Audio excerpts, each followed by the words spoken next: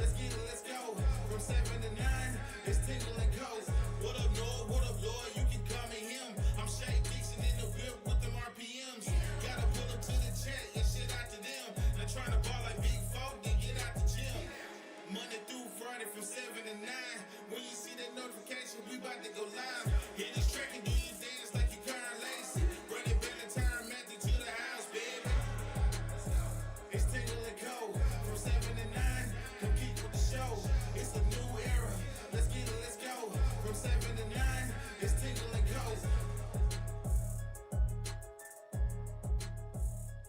Word up.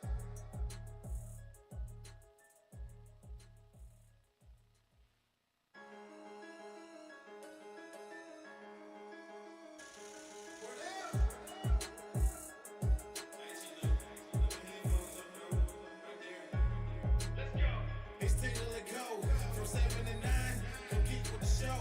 It's a new era. Let's get it, let's go. From 7 to 9. It's Tingle and Co. What up, Lloyd? What up, Lloyd? You can call me him. I'm Shay Dixon in the whip with them RPMs. Gotta pull up to the chat and shit out to them. They're trying to ball like Big Folk, then get out the gym. Monday through Friday from 7 to 9. When you see that notification, we about to go live. Hit this track and do your dance like you Karen Lacey. Run it back and turn Matthew to the house, baby. It's Tingle and Co. From 7 to 9. Compete with the show. It's a new era. Let's get it, let's go. From 7 to 9. It's Tingle and Co.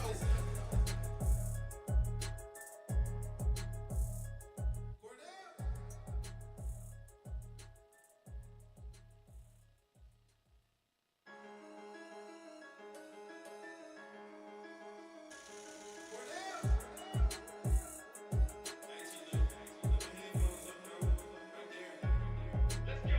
It's Tingle and Co. From 7 to 9. Compete with the show. It's a new era. Let's get it, let's go.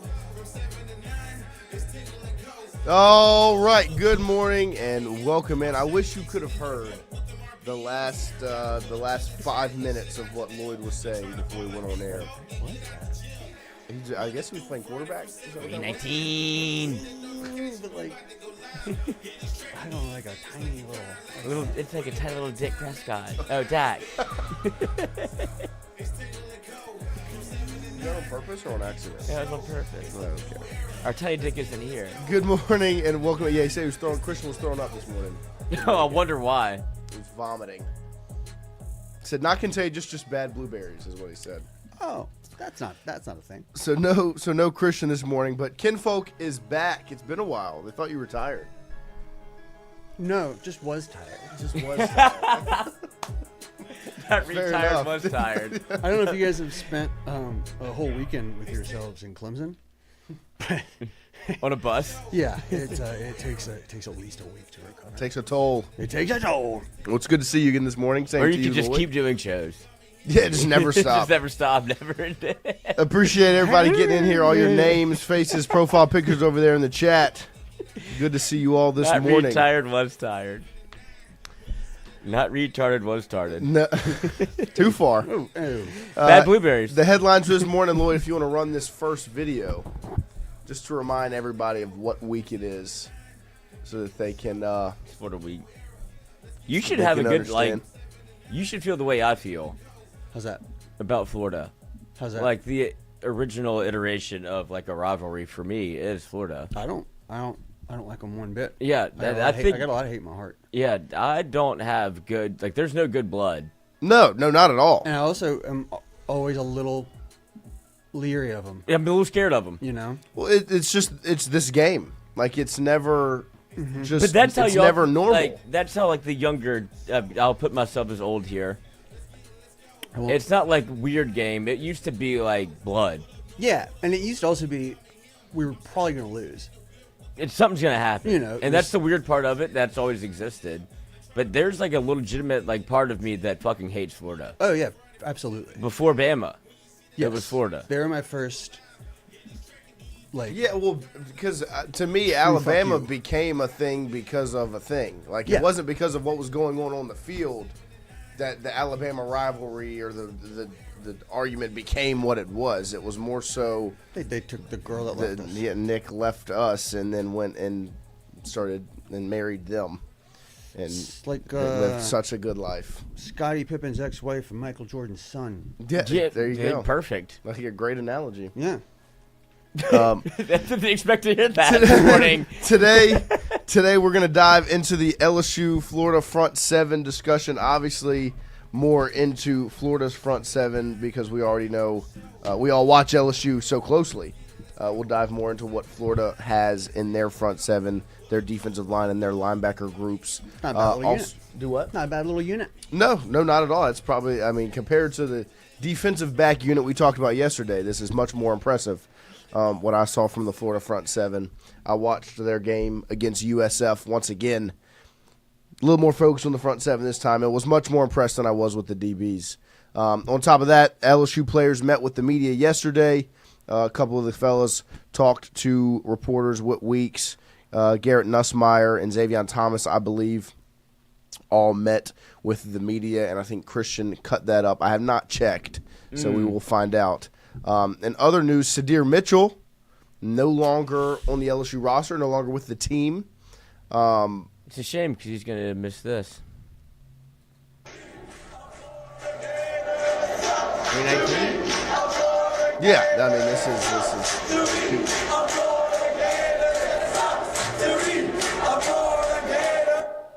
Just a reminder of what week it is. Florida hate week. It's not Florida game week. Florida hate week. That was one of the few in 2019. What you had, Auburn. That was a little odd. Florida, Alabama. That if you had to rank them as like close games or how you felt, if you ever felt uneasy, Florida, Derek Stingley Jr. does it for you. Right. After it was the first time he's actually ever been tested. And Kyle Pitts is still figuring it out in the NFL. Derek Stingley not so much. But you had the Kyle Trask throw, Derek Stingley. We were talking about Tyrann Mathieu, find the ball, and be like, damn, we were a little bit spoiled. Derek Stingley, find the ball in the end zone. Thinks he has a back shoulder behind Derek Stingley, who is trying to, I guess, playing catch-up on the route. Yeah. Gets his head around and just says, oh, flip the field, turnover. Let's spot the ball in the 20, LSU Tigers going this way. Huge. After he got tested the they're entire going way right down at the him. field. It was the first team to Texas went at him a little bit, but they found out early in that game. Oh, shit. And, nobody really went after Stingley the way Florida did. But until Alabama and, they had their trick play. Trick plays or whatever. Nobody went after Stingley the way Florida did, and he responded. That's when you knew, you already knew you had something special, but then he starts making those plays when they're, going at you. You knew you had something special. Second play of the game against Texas? Whenever he looks up, finds the football, probably. Yeah, with Texas wide receiver 1. Duvernay. It was Colin Johnson. Yeah. Is that who it was? And then you had the first time he ever made a mistake against Auburn where he dropped the punt. Mm-hmm. And they recover, and then on that drive, in a game that was murky, weird, odd, bad weather, just didn't have the same juice as the rest of the games that entire year. He fumbles a punt. Next, during that series, Auburn tries to go for the throat. Who makes the pick, gets both feet down. One. Shades of Patrick Peterson. Derek Stingley Jr. Stud, legend, and that Florida game in 2019 was awesome. And that video right there is to remind everyone what week it is. It's Florida Hate Week. Chomped out the stadium. But I do want to ask, on the Sadir Mitchell front, just real quick before we get into the rest of the content of this morning's show, level of surprise? Are you surprised, Lloyd? I'm more concerned as to why. I am not surprised of the move, because this is one I anticipated earlier on. When Bo Davis left, I thought Sadir would follow. Right. Because obviously Sadir Mitchell was a Bo Davis guy, was recruited by him to Texas, and then obviously to transfer over to LSU. Bo Davis leaves to go coach the Saints, and I anticipated Sadir Mitchell to follow, and even some of the high school recruits. That didn't happen. They all kind of stuck through, and you see the difference in what Kyle Williams recruits. Obviously, if you just weigh those two transfers against each other, Sadir Mitchell, Bernard Gooden, they're a little different. And the way that the defensive line has been constructed so far this year, the 4 guys getting the most run are Bernard Gooden, Ahmad Bro, Dominic McKinley, Jacoby, and Guillory. Obviously, Dom McKinley's a freak. He's your only large human that's real. Like the other guys are relatively not these freak show monsters like Sydir Mitchell, who's 6'6", 300 and whatever pounds. Or like the majority of Florida's nose tackles. Right. And so I anticipate, I was surprised that it didn't happen then. So I'm not surprised that it's happening. I'm just surprised of the timeline. Sticking it through, staying through spring, getting into the season, 2 games are played, and then making the decision. Because you hadn't seen him on the field yet. No, you saw some of the true freshmen get on the field, and Sydir Mitchell hasn't. So, I just saw that he was departing the team. Was there any real reason has it been given yet in terms of what No, the reasoning is? I my assumption would be just opportunity. He hadn't touched the field yet, and so I don't know if that's something that happened before the season, or it was that was known he wasn't going to get on the field, or they made this decision and it's just now coming out, or he just didn't get on the field, didn't get the opportunity, but it wasn't disciplinary or anything like that. I don't know. There hasn't been any report coming out on what the specifics are around it. I'm not surprised by the move because I anticipated it to happen sooner. It's something that I thought would occur back when Bo Davis left.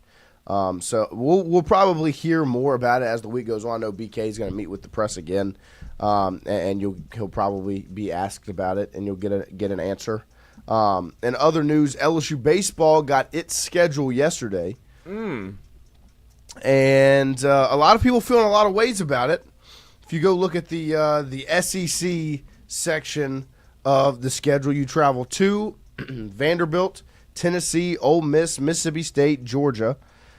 And so that's a pretty tough road schedule for the Tigers when you look at the 2026 schedule. And then at home in the league, they have Oklahoma, Kentucky, what else? Let's see, Texas A&M, South Carolina, and Florida.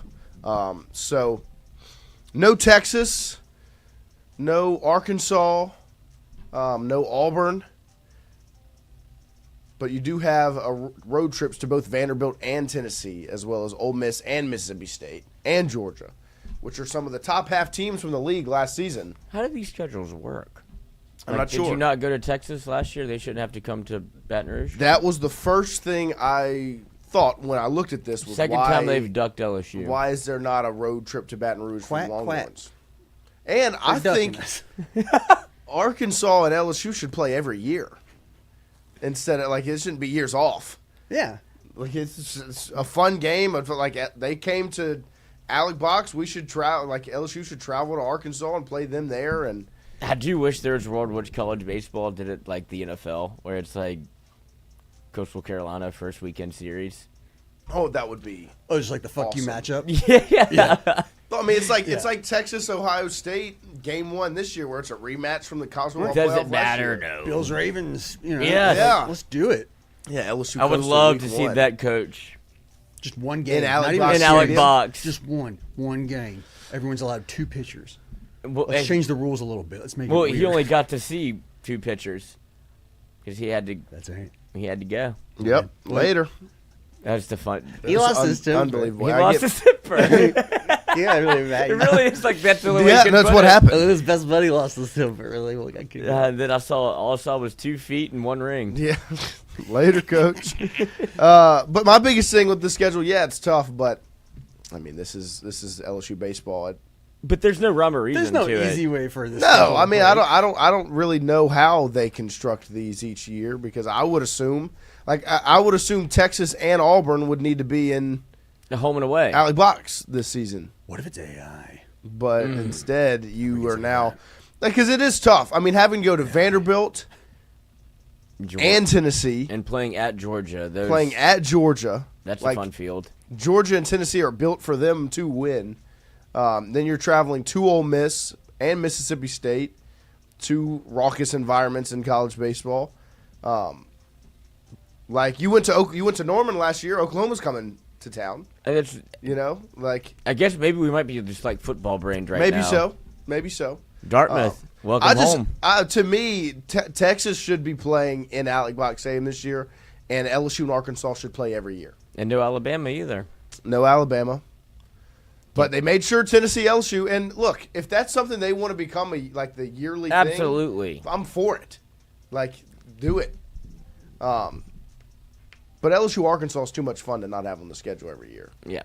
And it does feel like, and if you go look at, and this is in the two clap segment for a 2 thumbs down, if you want to pull this one up, Lloyd. The home series suck. I know, yeah, not very good. Kentucky, Oklahoma, A&M. Last year they were so good. They were. I mean, you had Alabama, Tennessee, and Arkansas all in a 3-weekend stretch. Oh, Paul gets to come home. Yeah, he does. If you he's want to still pull up Arkansas's baseball schedule, you want to see a real tough one.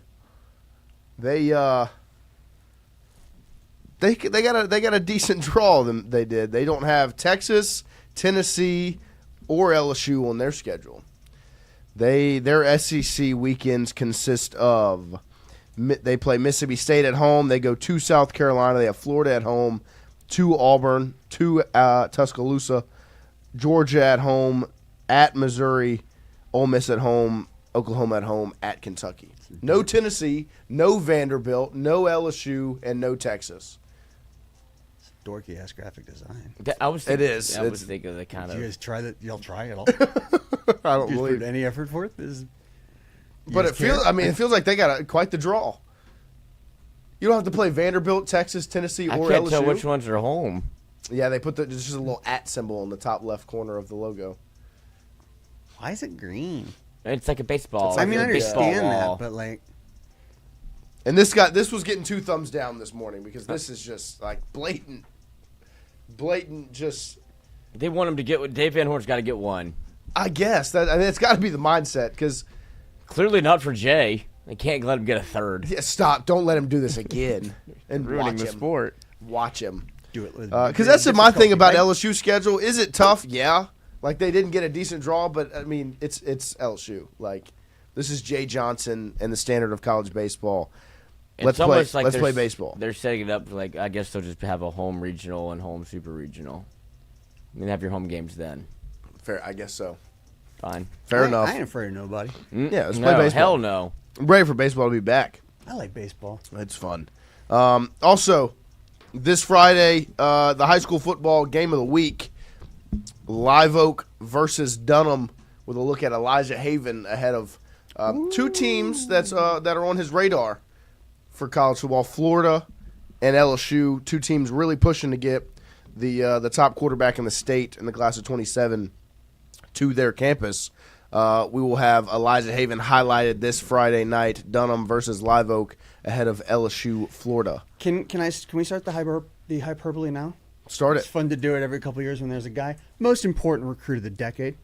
This is the most crucial get for LSU football in nigh a decade. No, I mean you can't understate how huge it is to have one of the top quarterbacks in a class in your backyard. I mean, you saw what Michigan did to make sure they didn't lose theirs, right? I mean, we were on the wrong end of it, but Typically. you saw what Michigan did to make sure the number one QB in their backyard didn't leave. It would be hard to spin this if it didn't go LSU's way. And I know that there are other guys like Peyton Houston who's set to announce his commitment soon, and I think Oklahoma was the leader there. I mean, of course, like the actual rational. Right, point of Colton view is Nussmeier like, also in the mix for LSU. But lot of I mean, good this players, this is the number one quarterback in your backyard. Like, and look at the teams on the list. It's LSU, Penn State. That doesn't really. I mean, whatever. Right, but what is that? But Georgia, Florida, Alabama, He's Auburn. smart. Like, these are all schools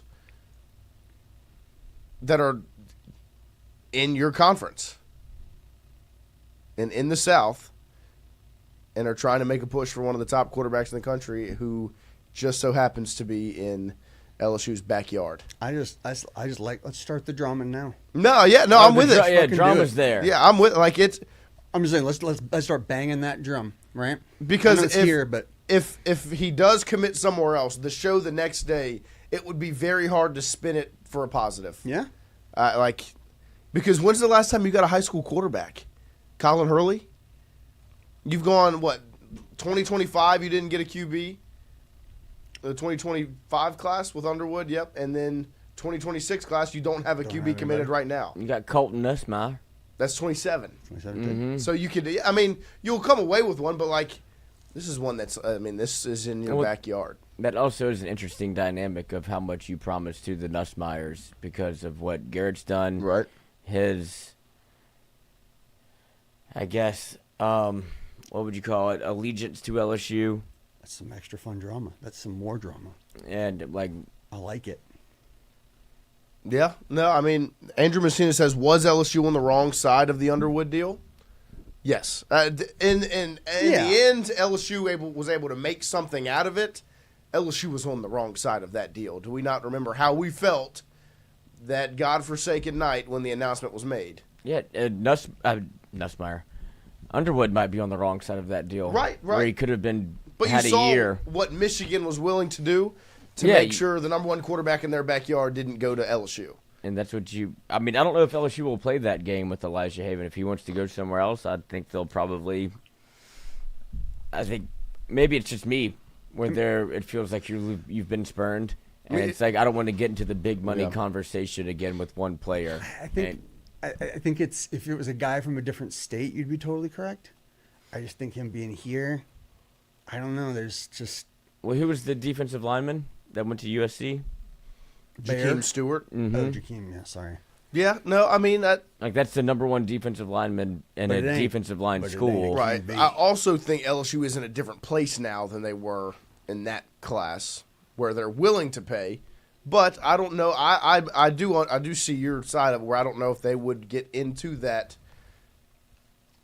bidding contest, bidding war, where it's just like throw everything you have at a quarterback, especially when you have an alternative. Like Colton Nussmeier is like he's already been crystal balled to LSU. Yeah. The only real school here that has the money is, from what I've heard, is Penn State. That would pay to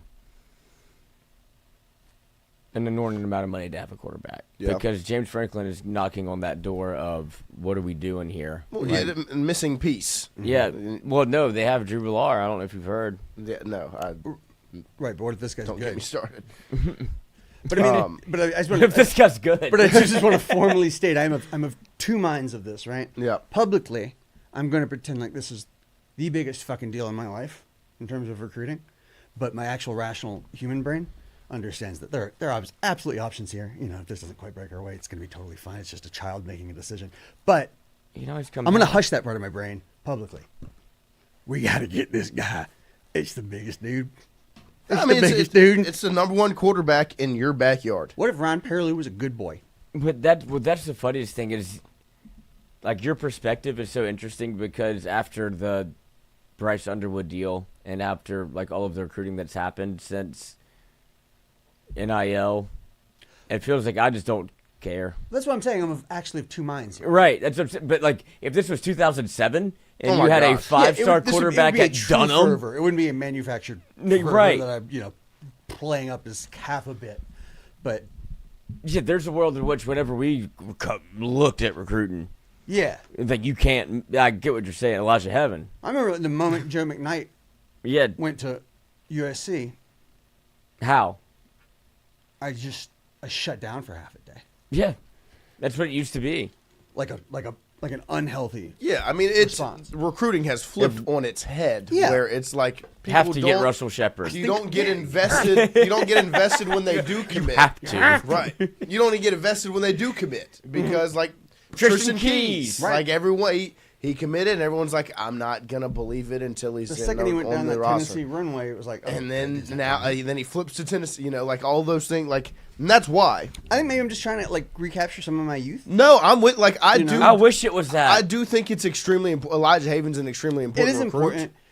I think there will be a way to be okay outside of it because Yes. you do have an alternative in Colton Nussmeier, but like Elijah Haven is the number one player, the number one quarterback in the country, and he's won one like and I one, looked isn't at he? I looked at on He's won one and Rivals, one, yeah. and it was like it shows the distance from each school, and it had like 500 whatever miles from Florida, whatever from there. That LSU didn't even have a number because I mean it's literally your backyard.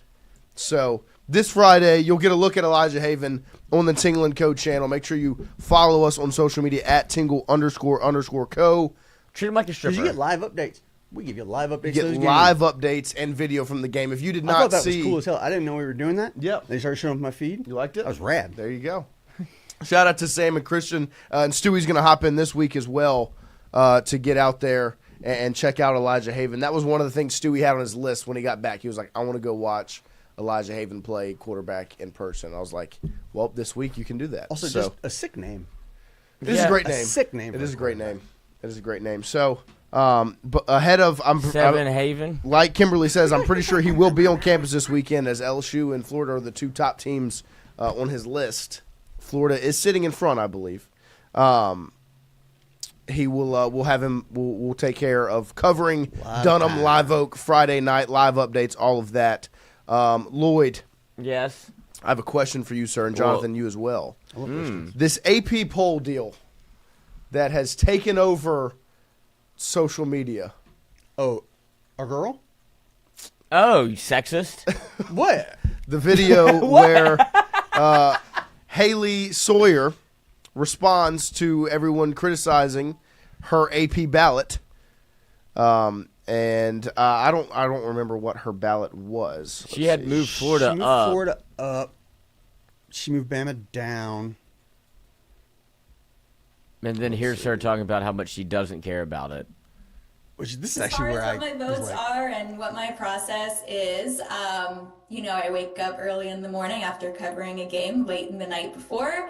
Don't want to go too much into my progress or process or logic, but I will say I appreciate everybody's interaction on social media and all of your feedback.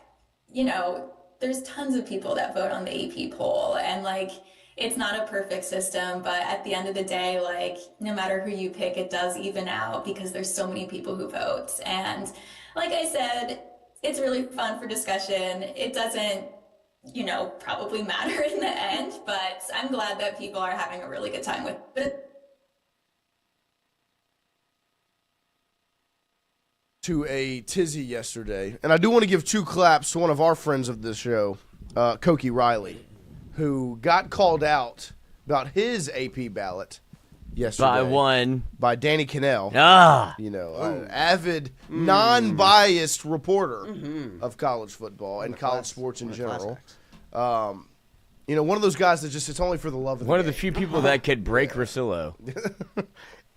He You know what? I don't calls want out- to do this anymore. He calls out Cokie Riley because Cokie has Alabama and Florida in his top 15 with UCF right at 20, South Carolina at 21, Mississippi State not on the board with Arizona State still up there. And calls Cokie out and tells Cokie, how about you come on my show and defend your poll? And Cokie responds, yeah, sure, I'd hop on if you want me. Shit, that's intimidating. I mean, two claps for Cokie Riley. Ready. Legend. Dog. Go hop on the show and defend yourself, Cokie. Dog walk Danny Cannell with a tweet. Actually, I'm the big dog here. That would be awesome. I don't know. But- In terms of Yeah, this, sure, I'd hop on if I got time. in terms of this lady here, it seems like it's pretty early in the season. She just kind of seems like she's almost like fucking with you. I don't know. It's I think, one, the sentiment should that take she it gives off in this video, I think it's been blown out of proportion a little bit. yeah. But I do understand the sentiment of it doesn't Don't- really matter, and I just She's put not my wrong. vote in. She's not wrong, and that's what's wrong about it is that she's not wrong. The votes don't really matter because of the way it's currently constructed, and I sit back and I think if that's what we're upset about is about the AP poll, the AP top 25, that really in the end doesn't carry that much weight because the college football playoff poll is completely different. Right. And that group that picks that consists of like sitting athletic directors who there's no way they've had time to sit and watch every team play every game and break it down. Yeah. So do I think that there should be a shift in the AP poll? Maybe. Like, yeah, you're expecting these people to go sit down and break down every game and not just gloss over scores and make moves based upon that. Like, it's bound to happen, and she's not wrong where it does kind of even out because there are so many AP voters. But the sentiment that she's giving off is wrong. Yeah. And it's not good for the sport because you don't want to make it seem like it just doesn't matter. If you wanted to do this once and frame it as like a protest ballot almost, where you're sort of like, hey, like, are we doing this correctly? Like, is there I don't know. Is this the right system? Yeah, is this the right system? Is there a better way to going forward? And then next week she comes in with a serious perfect ballot. A serious ballot. Something just kind of more aligned with whatever. But then okay, I can take that. And also, there is a good point in terms of like, yeah, what does 18 through 25 in this really mean? You know what I mean? Like, I understand all of that, but if it's something that kind of continues to happen where it's just so flippant and it's just like, ha, fuck it, it doesn't matter. It's like, well, okay, then why are you even doing this? Right, that's what I was about to say. If this is the conversation that's being had publicly now of like, it's no longer just like little talking heads going, because we don't even do a segment on the show where we break down the AP poll because it doesn't matter. It doesn't matter at all. There's people that have made careers out of it. Of course, but like in totality, like it really doesn't matter. But now that it's being talked about by people who have been given when you do the AP ability poll, to vote, the commissioner's poll and the model poll, there's just, or just even like the preseason polls stop with them, like they don't. And that's matter. where that's where.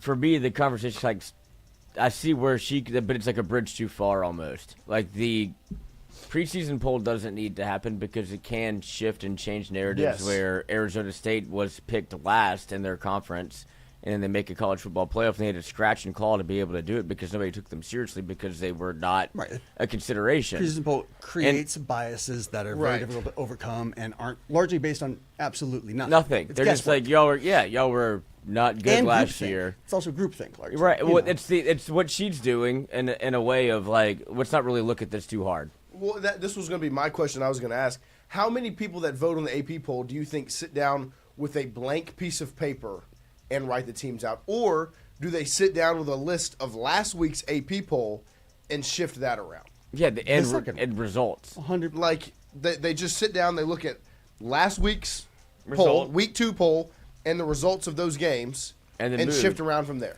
And there is almost something novel to be said. Like, if you do it the first way that you say, right? You take a blank piece of paper and you say, hey, this team lost, right? But, like, maybe they showed me something to where I think, yeah, they fucked this game up. But, a loss doesn't always just necessarily mean you drop 30 spots. There could be, like, something to say about that. It's like you're taking, like, an independent view of it. I don't think I would agree with it necessarily. I think if you lose, obviously, you should drop. Right. But, like... Well, I think that maybe some more independent kind of refreshing takes on this isn't a bad thing, but that's just not the way to go. Yes, I agree. But I do like the light that it shines on this AP poll because it is something that it's a problem that needs to be solved. Very much. Because like there's weight put on it, but it's there. Right, that's the thing. Like, does it really matter? That's where I kind of agree with her. Or does it not? Like, does it matter or does it not matter? Hmm? We can do this all we want until it becomes the College Football Playoff Committee makes a poll. And now the AP poll doesn't matter all at this all. gets We saw it last away year. At week, 8? Yeah. Right. I just think, like... The way I look at it... Don't make fun of my sport, but also I get it. Like, the way I sit back... what I would like is if the poll was drastically different every week. Not drastically, but, like... It's just kind of where it's a week-by-week thing of this is what it looked like week 1. If you're 0-1, you're not on the poll. Like, you lost your game, you're not in the top 25. You might be one of the top 25 teams. You're power ranked. And if you are, like, I mean, because that's the only way that the preseason then he's in rankings charge. Yeah, whatever. So why does he look like that? It's like a little kid who drew on a beard, He looks like a mortician. Well, it's just the contrast in this. He is so white, My mouth is and his hair and beard is so dark. He doesn't look like a serious person. Yeah, I mean, nobody did him any favors in the photography editing room. No, not at all. Did the exact opposite, I believe. He looks like an evil ventriloquist dummy. Yeah. But I think about the AP poll, right? But I think, like, if we're going to be upset What else about sucks, right? about these AP poll voters, we should be upset about the College Football Playoff Committee and these people Which is that are just as. no, which is worse because worse. that actually has weight on. Like, you have Notre who Dame's wins, And athletic and that's director a on it. smaller group of like truly just elite people. who Yeah, have Notre Dame's direct ties AD to- is Yeah. in like. You're telling me Notre Dame's athletic director watched USF in Florida last week? No.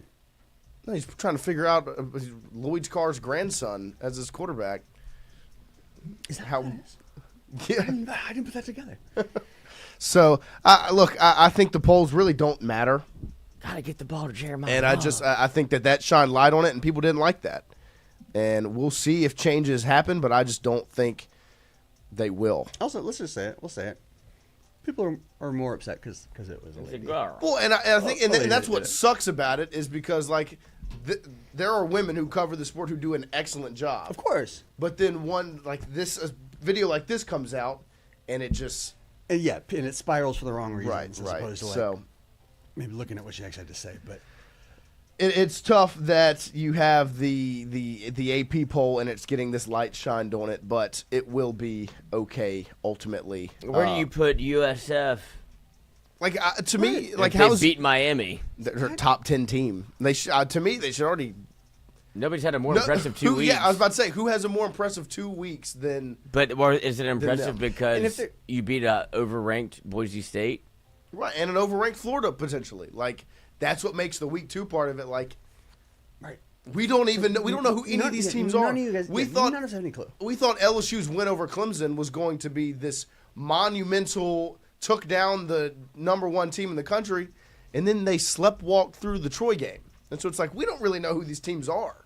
Yeah, the LSU sleptwalk through the Tech So game.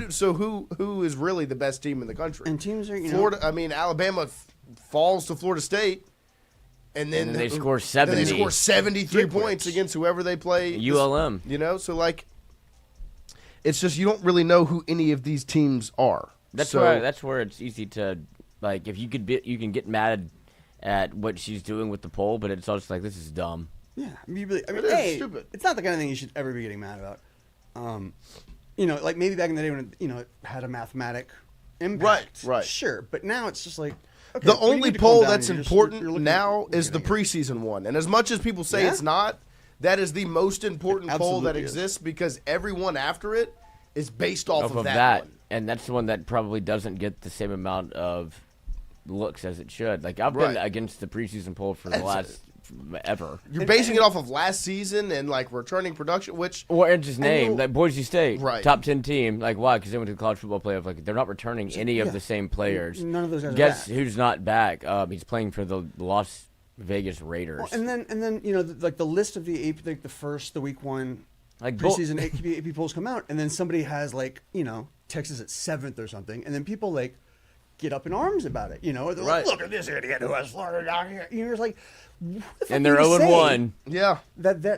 That's like not exactly the way it's going to play out. Just because it's not aligning within 2 or 3 spots of the way that everyone else, these old hats that are doing it. It's such an inefficient system, especially for like this sport that's taken all of these different bizarre routes and Right. attempts to like make it more fair. Make sure that this is that. Get and them more in. voices, more teams in a playoff. Blah, blah, blah. A No committee, math, it's all a math. committee for the committee. Yeah, and instead, it's still at the beginning. It's like 21 dudes who are all just like, whoop, and then that decides everyone's And fucking one fate for girl. the season.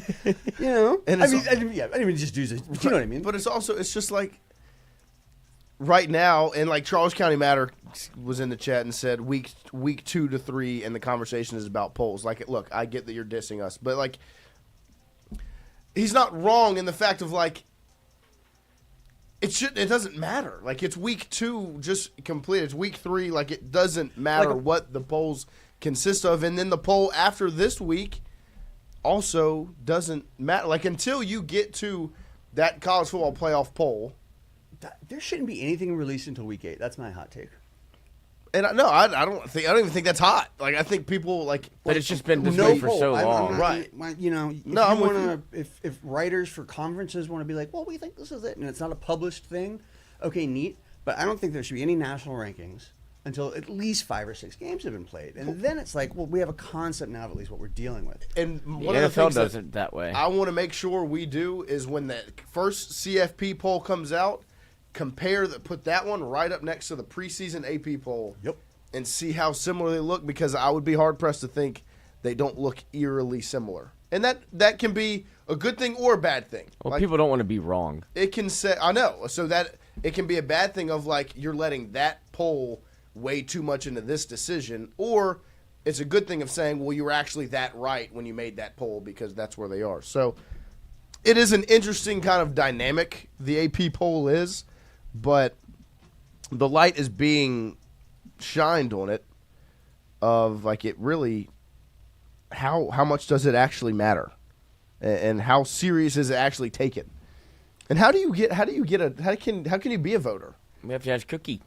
I think it's for the you have to Have started a show before Cover the- 2023, Yeah. write multiple articles, and You have to cover that's like, just to cover a football game. whatever body you cover the sport for has to be like part of. you have to give your considered, like, a firstborn legacy son. thing, like it's been, you've done X for this amount of years or whatever, and you've covered a college football. Fair program. enough. And I don't know like how if it's like F1, where people drop in and out or whatever. Yeah, maybe. One thing I wanted to ask is what would be an alternative to the AP? Because like to me, my alternative is just power rankings straight up, like not fully power rankings, but I think there should be a major shift each week where like I don't think Clemson should drop off the top 25 after a week 1 loss to LSU, but the way they looked, the eye test was not good, so they're probably going into the 20 to 25 range or the 15 to 25 range. And Florida State, their eye test against Alabama looked so good that they should shoot up the list high. Like, I think there should be a large jump each week in what those polls look like. Yeah, and then but with the understanding that there's the allowance to hop back up that many spots the second you look pretty Right. good again. Because You like know, Tennessee beat ETSU, Right. and they went from 22 to 15. Jesus. It's like, what? Why? Why? Just because like some other schools lost matchups ahead of them that you feel like they should have meant this or that. I don't. It's also arbitrary. It's also fucking Right. arbitrary. I mean, the whole chat, Brian Burgess, how about no rankings this early in the season? Johnny L. Goodson, there shouldn't be any polls until October at the earliest. Andrew Messina, all playoff games should be on college campuses until the championship. That would be awesome. Chazva, after week 4, it doesn't really start to matter. Yeah, Wolfgang. Most of preseason is based on historical bias. When does Bama, OSU, Indy, etc. ever not be in the top 25, regardless of how good or bad they get the bias? That's what it is. Right. I mean, unless they've And- gone through and like as a 4-year slump or something. Well, and as LSU in a 4-year slump, that's probably why we're finally taking notice. Like, this is kind of dumb. But now that we've won, now that you slump busted against Old Dabo, you're like, what are we doing with the poll? I mean, but like, can you really honestly say that we're the number 3 or 4 team in the country? No, Like, hell with any no. The confidence? team that I saw play last Saturday Is was not. not the number 3 team in the country. No. Team I saw 2 Saturdays ago was. Right, and so and then after the Tech game, like, I'm surprised they didn't drop. Me too. But it's because people looked at it and they saw, Well, too many people behind you lost. right, well, and they saw 23-7, looks like it was pretty dominant of a performance by the defense, and that's why LSU's and so- defense is real. But also, like, the other thing you have to understand is how much the TV ratings go into these rankings. Like, Yeah, it's sad. LSU in 2022 jumps to number 10 for, like, no real reason the week before the Alabama Bama. game because LSU Top and Alabama 10 top 10 matchup. And that's Tennessee, you know why they jumped from 22 to 15? Yeah. Game day is Tennessee and Georgia this weekend. Like, Top those 15 things matchup. Yeah. matter. No, that's actually getting to the real heart. of it, Right, and honestly. like LSU stays at 3 because if they are that bad, we'll find out this Saturday, and then we can drop them. Like, And all then- of those If things. Florida gets a top 3 win. And so Florida drops off, and if they beat LSU, Now it's an who's upset. number 3, it's an upset, and In Florida Death shoots Valley. back up, and LSU drops down. And then there's a conversation of, well, LSU's number 12 now, Florida's number 16. Didn't Florida just beat LSU 1v1? What's the eye test tell you? You know, so like all of those things matter, and like that's the most blatant thing to me is like when you sit back and you think about like 2022 was like, and I was an LSU supporter and I thought it was awesome LSU was in the top 10. It was blatant. Like Like the most overt thing they could do so you could make a graphic. you wanted a top 10 matchup, so now LSU's the number 10 team in the country. But you didn't go into that game being like, No, I we mean, are for sure one of them 10 best teams. That No. was just not, that never actually crossed anyone's mind. And Like, it was just, follow it seriously. And the same thing Or even- with Tennessee this weekend. Like, okay, now you've announced that. Like, I thought if Florida beats USF, even though it's not that, it wouldn't have been that major of a win for them, they would have jumped into the top 10 because game day was going to come to Baton Rouge for LSU Florida. Like those, like I know it doesn't like it's hard to say. Well, but it's voted by all these people. How can you say that they have this power to control? I'm like, it's blatant when you sit back and you look at it. Because like, why would Tennessee jump 7 spots? I mean, yeah, some teams behind in front of them lost, and there's some shakeup, or they beat ETSU. Right. Like it wasn't this overtly impressive win, and it just so happened is it causation or correlation that game day is Tennessee Georgia this week, and now you have a top 15 matchup for game day. Yeah. It is a messy system. And a better matchup means better ratings for everybody, including all these little newspapers and stuff or publications that follow these teams. They want that bigger matchup because Right. it's more clicks, it's more. It helps us out. It does, but it's not best for the actual sport. Well, and for In the terms actual, of It's having Fox News. figuring out the best teams that should be playing, against each other at the end of the season. This doesn't really help that at all. Right. And I mean, and it helps us out. Like, Yeah, it gives we us got to, something in to dance 2022, we got to cover LSU Alabama as A top a top 10 matchup. And like the people that are covering Tennessee and Georgia this weekend get to say top 15 matchup game day. And like, so tickets are going to sell and ads are going to sell and people are going to come sponsor events and others.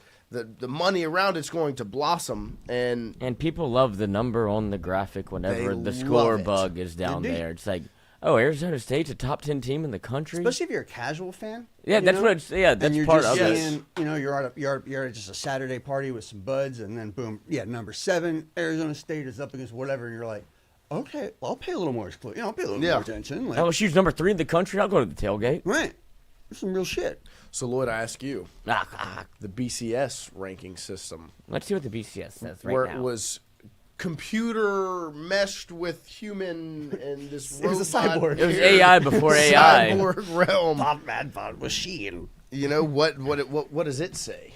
And would we more agree with that than the current AP poll? Does somebody still puts that together? Of course, I mean it'll never die. Yeah, but I mean, like, it's not an official thing anymore. No, right? no, no, Yeah, no, it's no, just no. Some guys that like math. Oh, they don't let the BCS out yet. Who's Oh, they? really? Well, they probably wait till a An Appropriate appropriate amount of time. time, like they Yeah. did whenever the BCS existed. Was the BCS The a better system that's the than the question. College Football Playoff Committee? That's the question. And one Especially when you're dealing with 12 instead of that 1-2 things. That was always the thing, right? It was like the 1-2-3, and that little bit of math fucks that third team. You're like, oh, the math. They don't didn't watch do the game. it. Math doesn't watch the game. Eye But, test. If the math is there and it's helping us get a true 1 through 12, instead of 4 guys that work for 4 They're- of the teams possibly included in that one, isn't that actually a more consistent? I mean, that's the question of is it or is it not? Like my thing, like look at it right now. Vanderbilt, not ranked. They beat Charleston Southern 45-3, and then dog walked Virginia Tech on the road 44-20. And where's South Carolina Right. ranked? South Carolina's number 11, and they beat They beat Virginia Tech 24-11, and it wasn't particularly like impressive, but they're right on the edge of being a top 10 team. But they do it week 2. And in week 2, they played. Let's see, pulling up now. South Carolina State 38-10. That's not very impressive. Not very Like, impressive. It's just like If I mean, watch if- the 2 games of Vanderbilt, and like they have a common opponent, so it's not like they both played Virginia Tech Right, that's why it's a good example. and yeah. South Carolina, like and South Carolina beat Virginia Tech 24-11 and wasn't particularly impressive. And then Vanderbilt went in there and dog-walked them 44-20. That's crazy. But you know what it sparks up conversation for? Vanderbilt at South Carolina on September 13th. So not this Saturday. Or, is this Saturday. It is this Saturday. That's where game day should be. I mean, and it's Vanderbilt deserves to be. But it's setting up and saying, you know what? Maybe we should have ranked Vanderbilt. We're going to give them the opportunity because they're going to suit up and line up against South Carolina this Saturday. But that's also coming back a fun to game to watch. It's going to be an awesome game to watch. Whoever the commenter was that said, it's so much of this is legacy shit coming into it. Like, I mean, nobody thinks you don't look at Vanderbilt and you go, football powerhouse. Even if they had an excellent season last year and they should be. I wonder what the line is on that football game. Just as valid as any other SEC team if they have those two kind of wins. What would you assume Vandy at South Carolina point spread? 6-5. Let's see here. We've got. I'm so bad at gambling. So Georgia's favored by 3.5 over Tennessee. Vandy and South Carolina. South Carolina's favored 5.5. So bad at gambling. 5.5 points over. You would not take Vanderbilt immediately. Plus 5.5. I would take the money line. Yeah, straight up. Win the football game. I mean, so it's an interesting world we live in with this AP poll, and now that it was only a matter of time before this was brought up because you can my thing, and the one that of course my brain went to first is what's his name, Dylan Sin. Or no, it's not him. It's another one. Maybe it's not this poll, but there was the week 2 poll or the week 1 poll when I looked at who has LSU ranked the lowest. Here it is. Eric Hansen of Blue and Gold. He's had LSU sitting at number 6 since the Clemson win. And I would like everyone to guess what school he covers. Eric Hansen of Blue and Gold. Might be Michigan. No. No? Delaware. Notre Dame. And he has not, LSU has been number 6. They moved up from 9 to 6 after the win. He was the only, one of the only 2 reporters to have LSU not in the top 5. You can't tell me that the fact that he covers Notre Dame doesn't play a little. And I'm not trying to disrespect him as a journalist or as whatever he is, but I think there's a perfectly good argument that they are the 6th best team, somewhere in. No, I agree. That's not the thing, but yeah, you're but absolutely it's just right. Every other reporter has LSU in the top 5 besides the one that covers the school I hate that Brock Purdy. LSU's head coach left to, so. And that is also part of the fun and the gamesmanship of it, and the kind of the petty shithousery. There is something to be said about that. It is kind of what makes the sport fun, right? Where it's not truly. That's that it's all so flawed, and right? It's so kind of inherently biased and made up. Right? And I will claim a national championship too. It does kind of go with the legacy of the sport, but. I don't know. I mean, as we start to expand this playoff and stuff, and it just seems like maybe it's time to let's actually focus on getting a more accurate. Yeah, because that's what I was going to say. Is it actually so broken that it's not broken? That it's so biased for everyone, like you said, everyone that reports it, that it's right. If you take 3 right turns, it's a left turn. So is it maybe so biased? For everyone on the list that's kind of maybe kowtowing for their program or the ones that they like a little bit more, that it truly, like she said, it just kind of does work out. Balance out. Comes out in the wash, yeah. Because, even though she had Florida ranked ahead of USF, well, in the major AP poll, Florida's unranked and USF is number 18. Yeah. So maybe it just truly just balance out. So. It's nothing if not fun. And I'll tell you what, it does give us some nice fodder for a Wednesday morning. We will take a quick break as we've rolled right through hour number 1 this morning. Don't forget. What would you AP rank the first hour of this show? That's top 10 in the country? That was a good hour. It was it's always, it's a good hour when it flies by like that, where it's just you look at. That really did. I looked at the clock and I was about to. You looked at the what? The clock. Mm-hmm. And I was going to do an ad read, and then roll into another segment. And then I was like, it's 7:45. And we have JD time. at 8:15. And so, I mean, we don't really even have time. I said it's top 10. Oh, we have Jacques Doucet. Hey, get your questions ready. Oh, gosh. We appreciate our sponsor, AJ Favorite Sports Spice Cards. Girl, JD. Right there on I blew 3348 it. Drusilla Lane.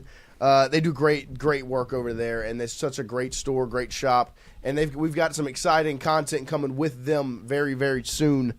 Appreciate AJ Sports Cards and their support of Tingle & Co. Make sure you let them know how much you appreciate it by going by their store, checking out their collection.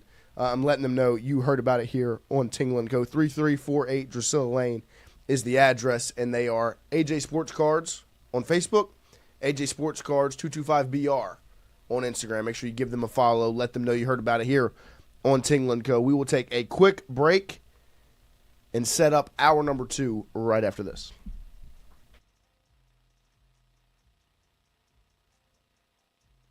When it comes to your home, the roof over your head matters. At CAS Roofing, we don't just install shingles, we build peace of mind. With years of experience and a commitment to craftsmanship, our team shows up on time, gets the job done right, and treats every project like it's our own home.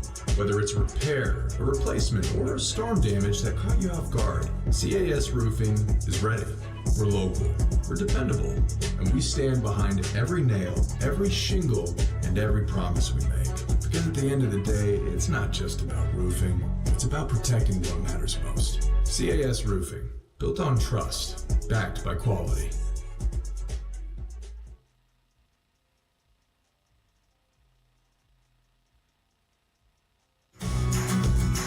Wardos was created in honor of Alan Ward Branning III, fondly known by family and friends as Wardo. In 2019, the oldest brother of the tribe passed away unexpectedly. His remaining siblings and loved ones wanted to honor his memory in a special way. In 2022, Ward's family decided to combine the need for a sandwich shop in downtown Natchez with a desire to pay tribute to Ward's love of good friends, good times, and great food. Through blood, sweat, tears, and countless hours of hard work, Wardo's was born.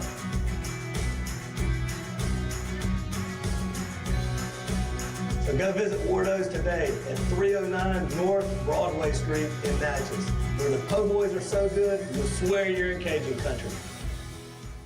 Hey, Miss Lou, come visit us, Tom and Wright Granding at Go Martin on the Go Deli. Go Mart has clean restrooms, community coffee, an awesome beer cave, and a great selection of anything you may need.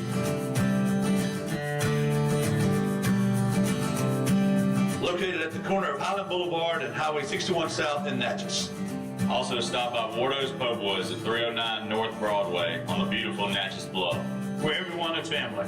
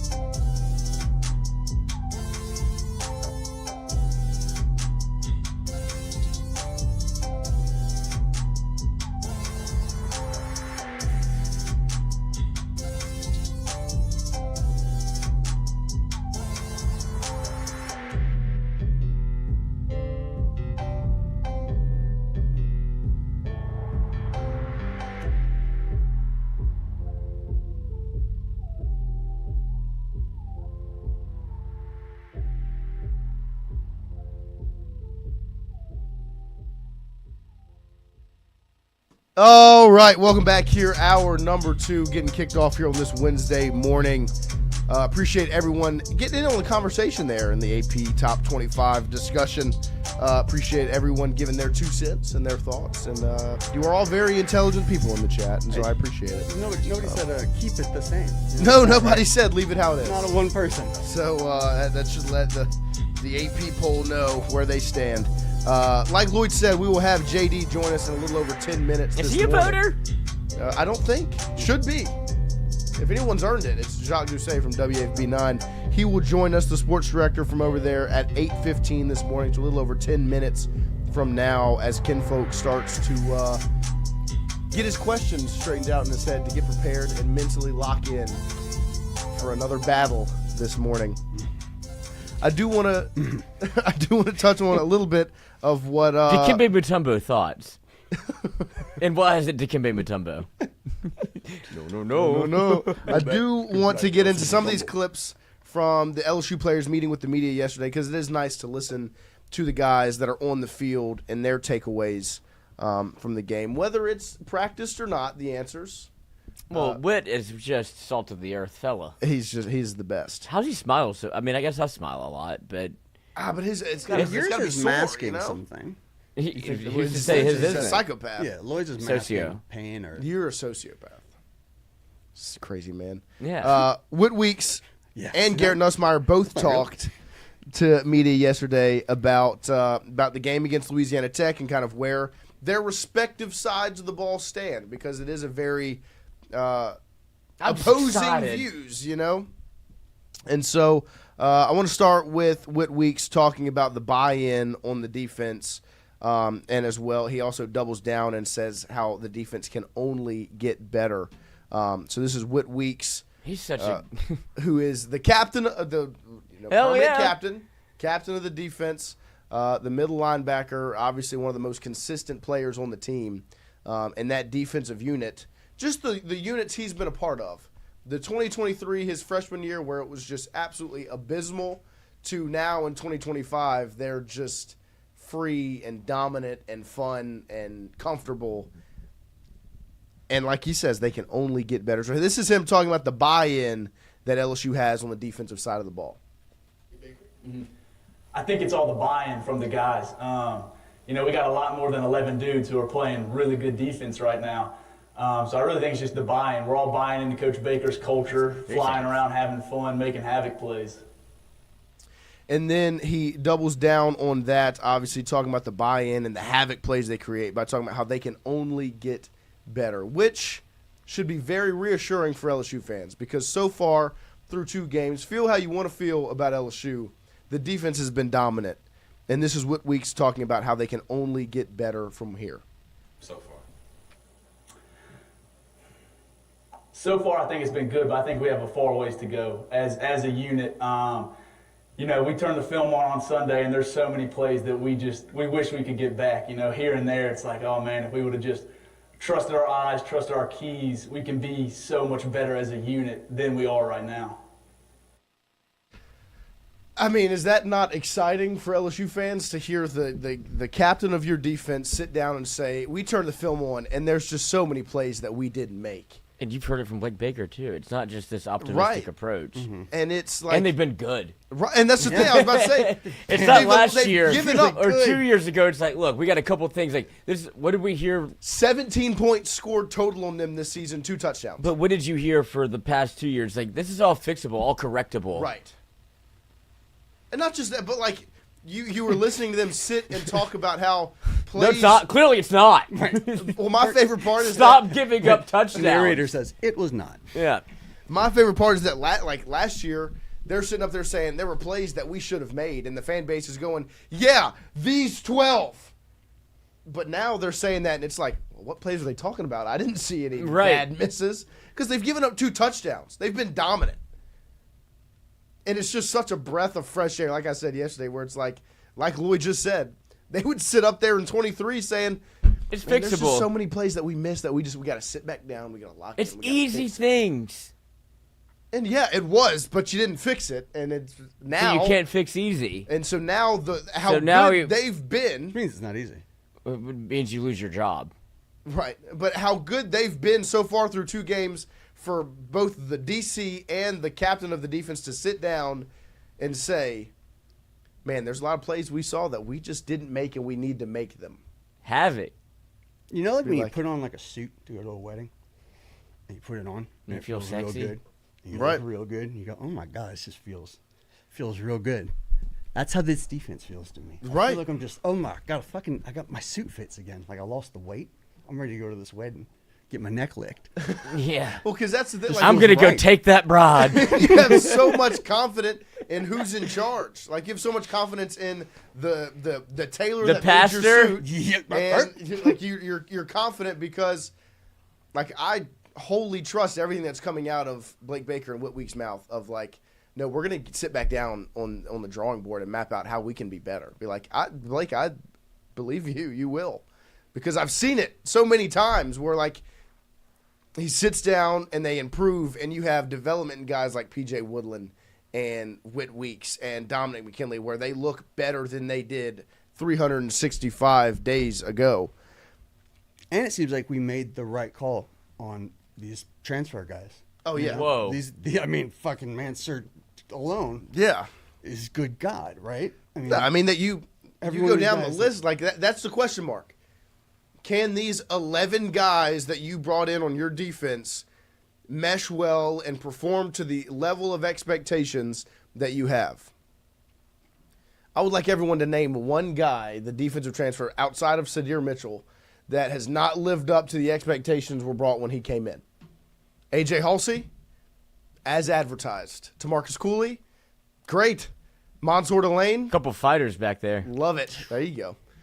Patrick Payton, excellent. Jack Pyburn, excellent. Bernard Gooden, excellent. Jamari Butler, been great. You've hit on all of these guys, and it's just like, I mean, money it's- well spent. See what happens when you do it? Right. And then on the flip side, Garrett Nussmeier sat down with the media, and he spoke about the offensive side of the ball. And that is a place where you maybe don't feel quite as confident in the unit or the coordinator as much as you do Blake Baker and the defensive side of the ball, because you have not seen the same level of expectation being met by the offense. So here is Nussmeier talking about the LA Tech Learning Week, he called it. It was a good experience, and it was a learning week for them. And then he kind of goes in depth on the offensive line and the run game as well. Here is Garrett Nussmeier talking about last weekend, which obviously was not a fun weekend for him. I think he left some things to be desired, but I'm confident in his ability to bank it, learn from it, and improve upon it. Here's Nussmeier talking about last weekend. Peter Parker. I think it's a good Florida team. I think we're still kind of growing into our identity, and trying to work out the kinks. And so I think that, it was a learning experience for us. And obviously, it's great when you can learn from a win, So just trying to get better at going. I think it's a good. Learning from a win is nice. Yeah. And he's sitting here as a 2-0 quarterback, number 3 team in the country, after a rough weekend.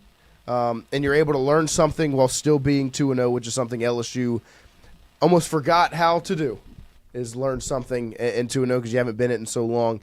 Here's Nussmeier now talking about DJ Chester stepping in and potentially playing center. And then, Lloyd, we can just roll it right in to him talking about the run game and how it helps him as well. Because those are the 2 biggest question marks after last weekend going into this weekend against Florida. Your ability to run the football and block the guys in front of you. And we will have the Florida front 7 discussion later on in the show this morning, and that'll be another piece of that conversation. But here's Garrett Nussmeier talking about DJ Chester stepping in and potentially having to play center this Saturday. Yeah, well, it's technically somebody new, but DJ started every game for us last year. So, I played 12 games with that guy, and so I'm not worried one bit, And if Brandon can play, then he can play. If not, then he can't, and DJ will step up, And so I have no worries in that area. I have full trust in those guys. We have a lot of depth in that room, a lot of guys that can play a lot of different positions. So no worries there. There's Nuss talking about his offensive line, highlighting DJ Chester. And there is a positive way to spin it and look at it. As rough as it looked like against Louisiana Tech, your backup center is a guy that started 13 games at that spot last year. snapping to the same quarterback. So there is a positive way to look at it, but it did look rough on Saturday, and that did not instill confidence. Thrust into it. And so we'll see what it looks like. If Braylon Moore doesn't go on Saturday, we'll see what it looks like. But the real question is, can they run the football? Because they were able to do it semi-well against Florida last year. It was kind of the first game where you're like, oh, they're actually running the football in a meaningful manner. And so here's Nussmeier talking about the run game and what it does for him as the quarterback. The depth behind a guy like Durham. Yeah. Obviously, CD's done a great job this year, and I think we've been very, very good at establishing the run game thus far, and I think we've made it a point of emphasis. I think in that Clemson game, you saw us really dominate the line of scrimmage at times, and I think we were plus 100 rushing yards or whatever it was, and to be able to have a run game like that is huge for me as a quarterback, and us as an offense, just being able to be balanced and do different things throughout a game, and so. Yes, it is important also as well to have depth in that room, and so Caden has done an unbelievable job not only for himself but also leading those guys along with him, and Harlem and Caleb and Juwan have all done a great job stepping up. Yeah, there's Nussmeier talking about the run game for LSU because it's huge for him and it's necessary, man. Like when I went back and I watched, Necessary? It's necessary. It's necessary. It's necessary for Nussmeier. It's because it's sterile and I like the taste of the run game. You need the run game. Need it. Like Necessary. oxygen. Now. Air. Please. I gotta have it. Because when you look at last season, that's why I think Saturday rubbed people the wrong way, was because it felt so much like 2024. Too much jeans, not enough underwear. It was rough, man, and you need to be Yes. able to run the football. That. So we will take another quick break, get JD set up, and be right back with more here this morning. When it comes to your home, the roof over your head matters. At CAS Roofing, we don't just install shingles, we build peace of mind. With years of experience and a commitment to craftsmanship, our team shows up on time, gets the job done right, and treats every project like it's our own home. Whether it's repair, a replacement, or storm damage that caught you off guard, CAS Roofing is ready. We're local, we're dependable, and we stand behind every nail, every shingle, and every promise we make. Because at the end of the day, it's not just about roofing, it's about protecting what matters most. CAS Roofing, built on trust, backed by quality.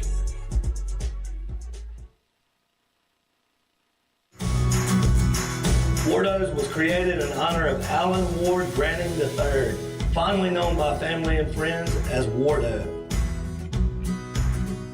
In 2019, the oldest brother of the tribe passed away unexpectedly. His remaining siblings and loved ones wanted to honor his memory in a special way.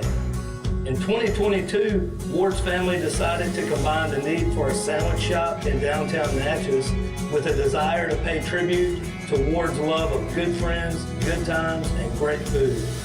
Through blood, sweat, tears, and countless hours of hard work, Wardo's was born.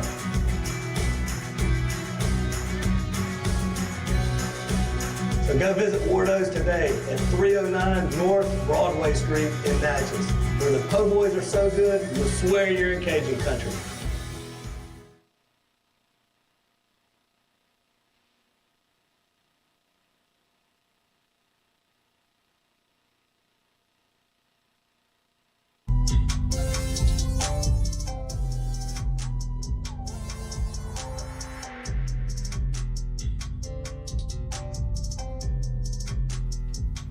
All right, welcome back here. Rolling through hour number 2 this morning, and we have everyone's favorite weekly segment as the sports director from WAFB joins us this morning.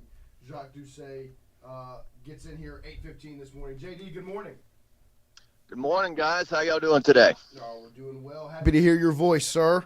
I will ask you this. We'll go back to Saturday, a little quick flashback. Your takeaways overall from the game on Saturday, just kind of obviously, it's weird. I was telling Lloyd we were walking in Monday morning that 2-0 is feeling eerily similar to 1-1 because the question mark started to rise after the win over Louisiana Tech. Yeah, we're really good at complaining. Well, it's one of those games where you're kind of in a no-win situation. If you win 45-3, like you're supposed to do that. And if you win like LSU did 23-7, then it's a ugly game. And certainly it was for a lack of better description, pretty boring night in Tiger Stadium. Could have taken a nap in the press box there. Not a whole lot happening. I think that you go into that game hoping to score more than 2 touchdowns offensively. Certainly you go to Clemson, they've got a great defense, they've got All-Americans, and to get out of there with a 17-10 win, you're thrilled with that. But in this game, your offense was just really choppy all night, never really in the flow.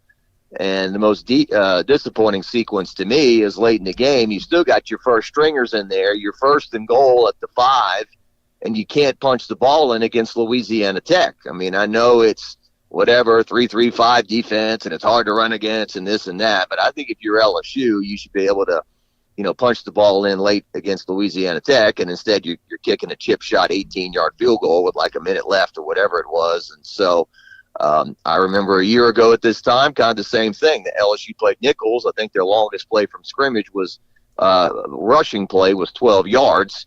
And the Guggenheim guy broke off a 70-yarder and had 150 yards or something like that. Now, look, they had 129 yards rushing at LSU in this game, but 48 of it came on a play to Xavion Thomas, who's a wide receiver. It counts, but it's not your traditional, rushing attack. And then Harlem Berry ripped off a 43-yarder late, so there's 91 of your 129 in the game.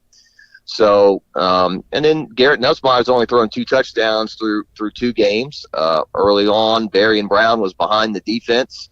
The ball was underthrown into the inside. It gets deflected and intercepted. And there were some other plays in the passing game that were there that were missed. So I think that was kind of the disappointing takeaway from that game. On the flip side, you still won the game. I think South Florida is a better team than Louisiana Tech, but Florida played an ugly game and they lost. So you certainly take the alternative and be 2-0. But I think still some of the questions about, can this team run the football? Can they have balance in their offensive attack?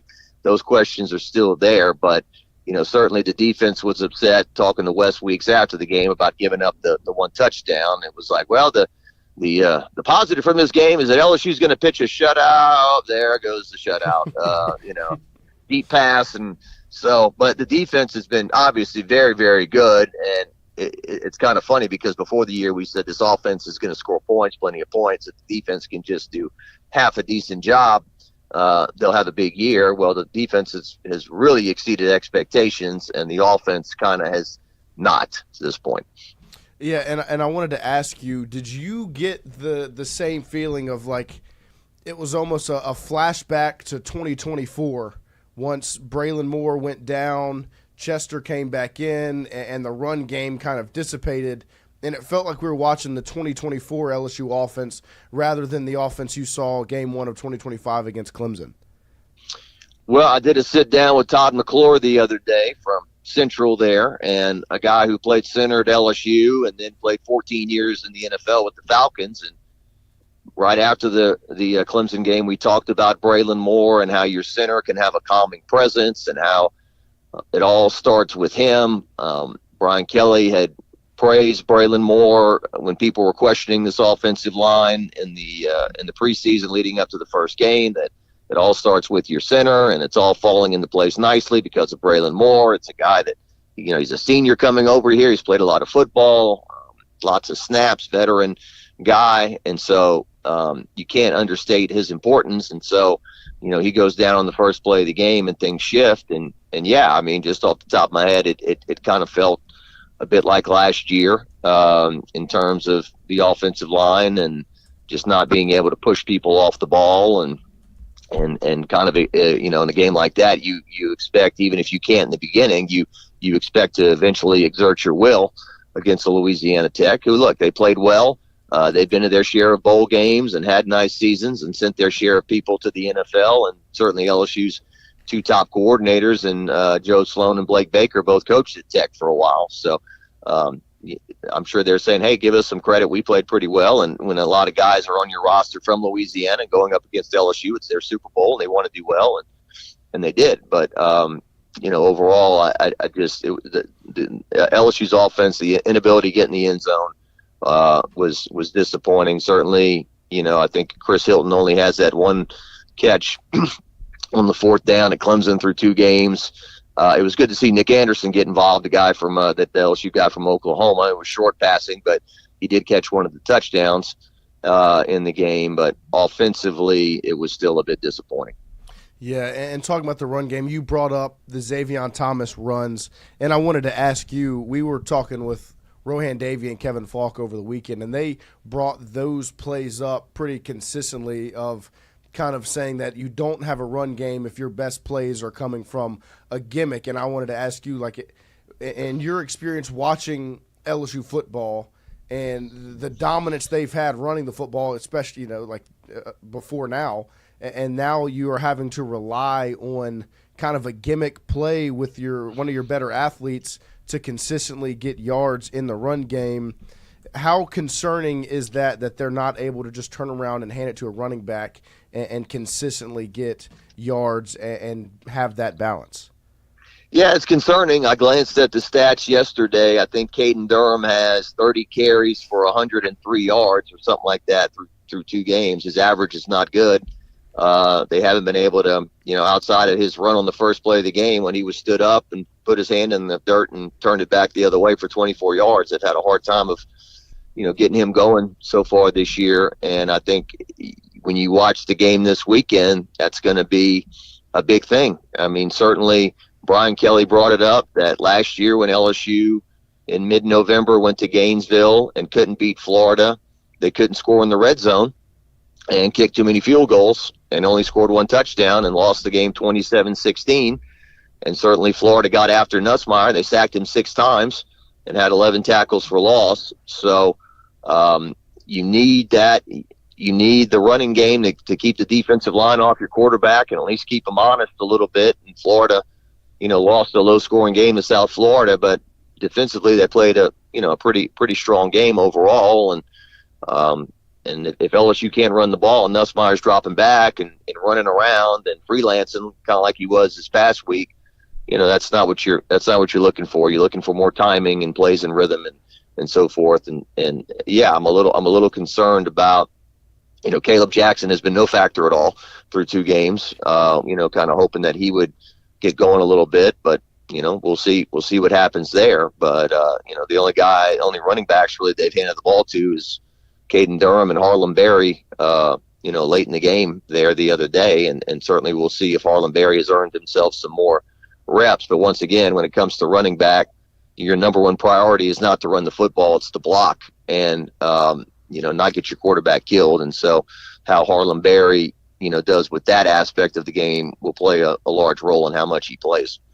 You mentioned Florida, and from a historical perspective, I'd like to get your take on it, because from my life experience, obviously Alabama lives amongst it in a different world because of the Nick Saban factor, but for my 2 cents, I would say it's been LSU. Florida has been one of the more dominant. When LSU's looking for a rival, it feels like I always go back to LSU, Florida. What's your take on how Florida lives in amongst that realm whenever LSU only gets them every so often, and it feels like every time something happens? Yeah, Lloyd, my first LSU football game that I ever attended was in 1987. LSU played Florida in Tiger Stadium. LSU won 13-10. It was the week after the infamous 13-13 tie to Ohio State. Emmitt Smith was a freshman on the Florida Gators. He ran wild, but LSU won the game. Florida had a 37-yard field goal to tie it up, and it was wide left in Death Valley. And then, they were pretty good back then. They were ranked in the top 20, but they weren't a power. Then Spurrier comes along and starts throwing it all around the yard with Shane Matthews. And then they kicked LSU's butt for basically 12 years. I think LSU was 1-11 against Steve Spurrier. And the one victory being the 1997 when they were number 1, came to Tiger Stadium. LSU beats them 28-21. Kevin Falk on the front cover of Sports Illustrated. That was the one time LSU beat Spurrier. I mean, you were scared to play them because they were the power and they were not afraid to run up the score with Spurrier, and it happened a lot. 58-3. Florida in 1993 beat LSU in Tiger Stadium. I was sitting there watching it.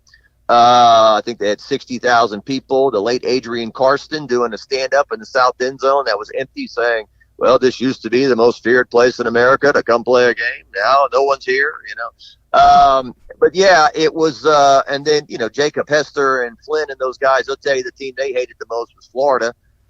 Certainly it became a very intense rival. The Tim Tebow games, the 2007 game is one of the more famous games in Tiger Stadium history. I wasn't in the stadium, but a lot of people say it's the greatest game they ever saw there.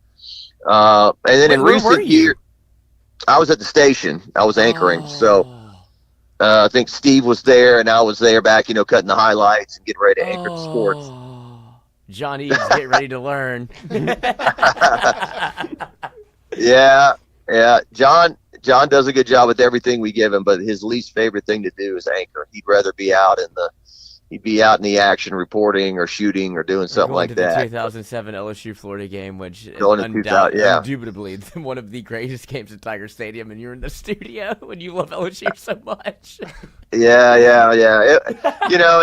They went for it on 4th down 5 times. Paraloo got in, had a big touchdown. Tebow threw the ball in the end zone the last play. LSU knocked it down. Chad Jones. Chad Jones knocked it down. Florida had lost the week before. They had kind of taken some luster off the game. I think Auburn beat them on a field goal at the very end in the swamp. But, that's a famous game. 2009, they came back, a typical Les Miles game. Couldn't move the ball, couldn't score any points, lost 13-3 in a CBS primetime game to the Gators. After that, Florida's had, they hired a string of coaches whose the names begin with M. Let's see, they went from Muschamp, McElwain, Mullen, and had what's that? Shark Attack. Yeah, the Shark.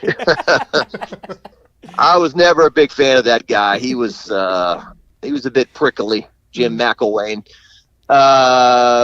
And then obviously Napier now. And, I like Billy Napier. I'm not a big fan of the Sunbelt Billy and all that. I think he's in a pressure cooker. There's no doubt. And if he doesn't win enough games, they'll have to part ways with him. But I've never seen him, be a jerk or mistreat people or have big blow ups. I think he takes ownership for what they do and is a good man and a good coach. And, I'm rooting for his success over there. He's done, obviously he did things with the Raging Cajuns that nobody has ever come close to doing over there. So, not rooting for him this weekend, obviously, but, hopefully he can steady the ship and do a good job. But, Florida and also Lloyd, it was LSU's permanent opponent for all those years.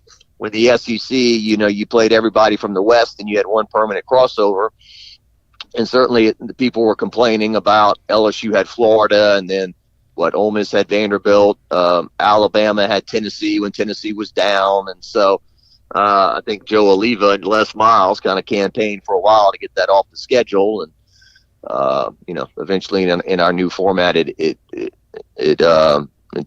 been there, but eventually LSU won't play Florida every single year. And so I also thought growing up thinking about the University of Florida, what must be an amazing place, like, beaches and, sandy beaches and blue water and all that. And, it's got some nice palm trees, got a nice climate, but it is in this minute. I've called it Tuscaloosa with palm trees. That's kind of what Gainesville is. And you talk to LSU fans, their least favorite places to go. Seems like nobody really enjoys going to Gainesville, which is funny because you think going to Florida would be nice, and a lot of fans don't think that way. Some would say it's heartbreaking. What's that? Heartbreaking? Yes, it's Tom Petty. Yeah. Well, I was in the minority a while back and thought seeing it all play out. I know that Florida had kind of promoted all week long, hey, we're going to play, don't back down at the end of the third quarter into the fourth. And the LSU band, they just played while they were doing the tribute, and a lot of LSU fans like that. And I think Cobble's the one that got the guy, just shot of the guy flexing his muscles, the LSU fan flexing while they were doing it. But I think there was a misunderstanding. I guess for whatever reason, the Golden Band didn't know they were doing this tribute. And we had simultaneous music going on, and the Florida fans were losing their mind, booing, telling the LSU band to shut up while they were playing a track. And I won't back down. Oh, he sang it. Yeah. I'm a big fan of Tom Petty. Don't come around here no more. That was another one. My mother describes him as the ugliest, sexiest person to ever grace the stage. Rest in peace. Hey man, great songwriter. Last Dance with Mary Jane, Free Fallin'. I mean, he had countless hits. I think if you go see him live, he probably wasn't exciting. He probably stood in one place, but ugly as hell. Yeah, he had those teeth, man, and passed away early. I think he left us he was 66 when he passed. That's pretty young these days. So, a lot of people loved him. Stevie Nicks, man, Stevie Nicks from Fleetwood Mac. They did that duet in the late 70s. Stop Dragging My Heart Around. I went to see Stevie Nicks in concert, I don't know, about 10 years ago. And half the show, she just talked about Tom Petty. I used to hang around with Tom Petty. I was in the studio with Tom Petty. It's on and on and on. So that's so good. Yeah. Stevie Nicks has that, that voice. She bleats. Yeah. Saturday Night Live one time did a spoof. It was called Stevie Nicks Tex-Mex Cafe, and they did a goof on like Landslide, and she was like, and I saw my reflection in the refried bean hills. So. Well, JD, I want to ask you, you brought up fans. BK went up on the podium and told the Tiger fans to show up and show out on Saturday. What are your expectations for LSU Florida Saturday night in Death Valley this Saturday? Well, it's going to be a hot day. I don't think we've got any rain in the forecast, so that's good. But these very, very nice mornings we've had the last couple of mornings, I think that's going away. We're going back to the sweat this weekend. Steve Caparata was really funny the other day because I played a little clip of Brian Kelly making fun of himself. Like after the Louisiana Tech game, he raises his fist up and he kind of pump fake like he was going to hit the table, but he didn't. And he said they make memes of that, like after when they lost to USC last year, and he hit his fist on the table, and Caparata is like, "We're going to be in the 90s again. Here we are again in the 90s." So it's going to be hot, but I expect the fans to show up. I expect it to be packed. I expect it to be loud. It's the SEC opener. The Tiger Stadium crowd and how loud they are is always in direct proportion to the threat of the opposing team. And certainly Florida is a threat, and I agree with Brian Kelly that they're going to get the best version of Florida, especially after losing to South Florida. So, gold out. I don't know how fans feel about different colors and this and that.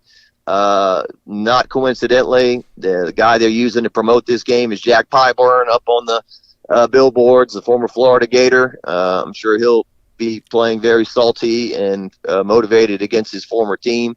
So, I expect a loud crowd. It looks like hopefully LSU is sticking with the traditional uniform. I think we had I think LSU had just as many victories last year, 8 as uniform combinations, 8. It's so funny. They fought for the traditional uniform. Jerry DiNardo goes to the NCAA. Hey, can we please wear white jerseys? And then now we're changing it every week. It's like, okay, every now and then's okay, but LSU, their traditions, they're known gold helmets, white jerseys, gold pants. Stick with your tradition. So if I'm an old man on Saturday. Yeah, the mustard ones against Vandy, I don't know. Those are a little different, but we'll see. I guess they're going to wear the traditional jersey, but anyway. Hey JD, I got one for you real quick before we go. What's it going to take? And I need you to be honest. What's it going to take to get you to come be on the Tingle & Co. Thursday night trivia team at the Bulldog? It's not a joke. What's it going to take to get you down there? Look, this man came in second place twice. I came in second. So now he's waiting. He's trying to add a super team. I haven't let it go, and I want to make a super team. And I think you're what I need. Where is the trivia? It's at the Bulldog. The Bulldog. Okay. Well, yeah, I would love to. A lot of times I can be off on a Thursday, so I may drink some of the draft beers at the Bulldog and just take in the scene. I still, my heart hurts every night I drive home and I pass in front of what was Pluckers, and it's closed. I can't believe Pluckers is closed. It's just, I mean, it was, for us that work in TV and don't get out of work till 11 o'clock, there's not a ton of places where you can say, hey, let's go have a couple beers, get some food at 11 o'clock midnight. And it'd actually be good. And it'd actually be good, exactly. And you get the Pluckers Matt was our Flynn go-to. special. A lot of wings for free. Yeah, and that towing company underneath the bridge there, who one night I parked in the McDonald's right next to Pluckers. The McDonald's was closed. The parking lot was completely empty. Nobody was there, and they took it upon themselves to tow my car that night because I was not a McDonald's employee parked in a wide open parking lot at midnight. And, that did not make me happy. And then, I can only imagine. Walking out of Pluckers and like, where's my car? yeah, dude, where's my car? That's before your time. Sweet. And then I go to the place, and it's like, no, sir, you need cash. And then I bring him cash, and then it's like, no, we don't give change. You need exact. I just wanted to. My head was about to explode. So anyway, that's my experience with towing. With the place near Pastime Pizza. Legs. What's that? We don't want an arm or a leg. We just want your toes. All right, that's Miss Judy in Riverside. I love them. They gave. They sponsored Red Rock and Blue for years and years. She's great. She never gave me any problems. She'll take a debit card. Right, exactly. So, but anyway, yes, tell Lloyd or get my number from Lloyd. Give me a text. Let me know in advance, and I'll try to come meet you guys one night for this trivia. God. You just made my week. Yes. Yes, he sir. drove in just for this from Covington to ask you to be on the trivia. It was New team. Orleans. It was even further. Well, I may be dead weight. We'll see. No, Well, JD, we appreciate you. What do you have going on over at WFB? I know it's a busy time with high school football, LSU football, Southern football. It's a busy time over there at WFB. Yeah, a lot of efforts towards Sportsline Friday night. There's some huge games this week. Acadiana's at Zachary. I think we got Catholic High hosting St. Thomas More out of Lafayette. I believe Denham Springs is hosting Central. There are some huge games this week, and try to get to many as we can. I think we got something like 26 games on the air last week, 27 games and highlights. So 10 p.m. on Friday nights on WAFB and streaming on WAFB.com. Obviously, coverage of the LSU Florida game, the Southern Jaguars. We won't be at that game. They're all the way on the West Coast at Fresno. So we won't be there this week for that. But we'll also have coverage. I think Southeastern's got a home game against Mississippi Valley State. I'm sending the intern from Nichols, Abe Martin, to go cover that. So we got plenty going on. And then the Kevin Baptiste will be in the Superdome on Sunday for the Saints and the 49ers. Well, there you go, JD. Well, we appreciate you, and we'll be excited to see you at trivia night. Yes, sir. Oh, yeah, man. Let's do it. All right. Talk to you later. Yep, Bye. sir. There he is, the best in the business. And right now, we need to give 3 claps for Kinfolk. That was unbelievable. Perfective. You nailed it. Perfect. Couldn't have scripted it any better. It was a beautiful moment. 2 claps. Ready. Outstanding, my friend. How did that feel? I'm shaking. Post-coital. I'm shaking a little right now. It was the reaction when he said, you know what? Everybody was like, no, he's not gonna. Whoa. He's not actually gonna. He's not going to reject Kinfolk, right? You know what? I would never. I was expecting to be like, I'm very busy on Thursday nights. I have a life. I don't know if you know about WAFB 9, but I actually Obviously, anchor. you don't know who I am. I'm the sports director, and I don't have time for your fucking silly news, games. dude. Succulent meal. A succulent Chinese meal. Oh, man. Oh, Kinfolk, you know your judo. Yo, you know your judo. It would have been awesome if he would have just been like, if he'd have turned heel. No. Yeah, there's a heel turn straight I've up. had nothing but strange interactions with you. I will not meet you anywhere. Yeah, in public? Thank God it's not private. But I do think, to be honest, that would be so much fun. Seriously. Awesome. JD unencumbered in the wild? Yes. I wasn't planning. It struck me like a bolt. I was going to ask a dumb Spice Girls question, and then Right. it just hit me. No, I mean, you nailed it. Leave that What to if? trivia when y'all are together. You were. When we're all going. Yes. Yeah, no, I would. Yeah, no, heartbeat. I mean, you were confident. Well, you were precise. I was. No, I mean, compared to where we started. Yeah, I didn't answer my own question. That's right. And why is Lloyd Cushenberry not coming? Would you come to trivia with us, and why is your answer yes? And why's your answer fuck you? Alex Trebek. It's unfortunate because the stream dropped at that moment, so nobody really heard it. But everyone heard him say yes. Everyone said the yes to your yes is question, on the so. record. That's gonna be. Shout out to JD for what a good fucking guy entertaining us and hanging out with us every fucking single blasted Wednesday. with JD. Doing best. trivia with Jacques Doucet. And we'll bring Buddy Sanji. We're gonna make a super team. Oh my god. Brian Burgess. Hell yeah. Just No dominant. phones, Brian. I guess that would be the test. That would be the test. Yeah. We did actually do work ourselves last night. A little Florida front seven preview. And I went back and I watched USF in Florida from last weekend once again. I've now watched it 3 times. And then LSU Florida from last year because 2 claps for Kinfolk in the chat. You're happy. yeah, great. I know. I love it. I love it. The Florida front seven ate LSU alive offensively last year. And I wanted to go down the list, give you a little preview of what you expect on Saturday from these guys on this Florida front seven. They have a deep front line. I went through about 1, 2, 3, 4, 5, 6, 7 defensive linemen that all got in the mix. They've got some outside linebackers that they are dubbed jack linebackers. And then they've got those off-ball linebackers that were pretty impressive as well. Obviously, LSU's front seven, we'll start there. Pretty impressive through the first 2 weeks, I would say. Yeah. Lloyd, Jonathan, y'all agree? I'm happy. Front seven for LSU's been pretty good. Pretty good. They've hit on a couple of these transfers, obviously now without Sadir Mitchell, but I would say the front seven for LSU has been quite dominant. Excellent up to this point. I think we're sitting on a big Gooden game coming up soon. Okay, he's been right there a handful of times, just really beating the shit out of his man and not quite being able to get to the quarterback. But he's been so impressive. No, I agree. That was my biggest shock because I didn't know. It seemed maybe he was a little undersized and they were talking him up and it was like, well, Don McKinley's the freak, but he's just been he's been a monster. Business. Well, my favorite part of the Bernard Gooden conversation is, I mean, what team did? No, what I want to say is, first of all, thank God he's not on USF still. Cool, because then they'd be just an absolute freak show of a team. But he's a former USF Bull who obviously the USF just beat Florida, so it'll be USF versus Florida again. Yeah. Just this time, he's an LSU Tiger.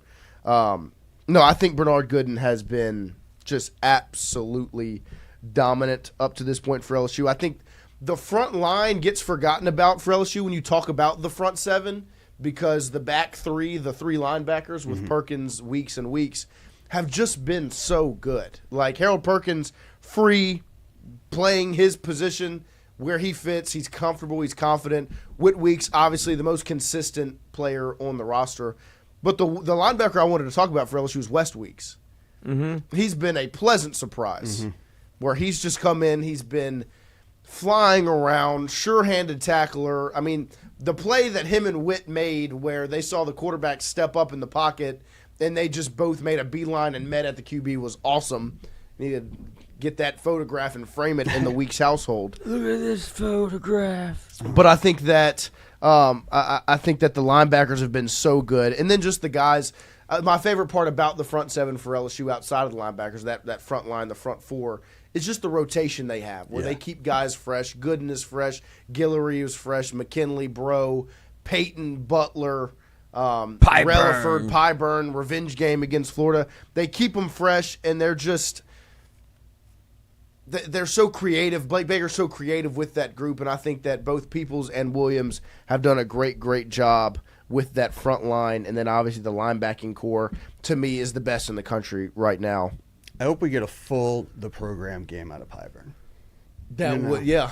Not this when he was not breaking all the rules. Right. But if he just went, full face paint, just break a window. Yeah, just run through somebody's face. I'm excited to see what the front seven for LSU looks like this year. But to talk about Florida's front seven, probably, defensively, we talked about their DBs yesterday, not impressed. Front seven, I was impressed. They did play relatively well, and they have a lot of talent in that room. I'll go down the list of names of guys that they have. Obviously, the first name and the highlighted guy for Florida's front seven, Tyreek Sapp, big number 94, 6'2 and a half, 274. He's got strong hands. He's good at the point of attack. He's great versus the run. And he's a little bit smaller than the other guys they have because they have some big dudes. Big. And so he's about 6'2", 6'3", so he gets really good leverage, which is not good for LSU because that's one place LSU's offensive line has not done a particularly good job with getting leverage, especially in the run game. Yep. And he does a great job there. He's versatile. They play him inside and outside. Against USF, he had 49 snaps, 5 tackles, 2 for loss, and 1 sack.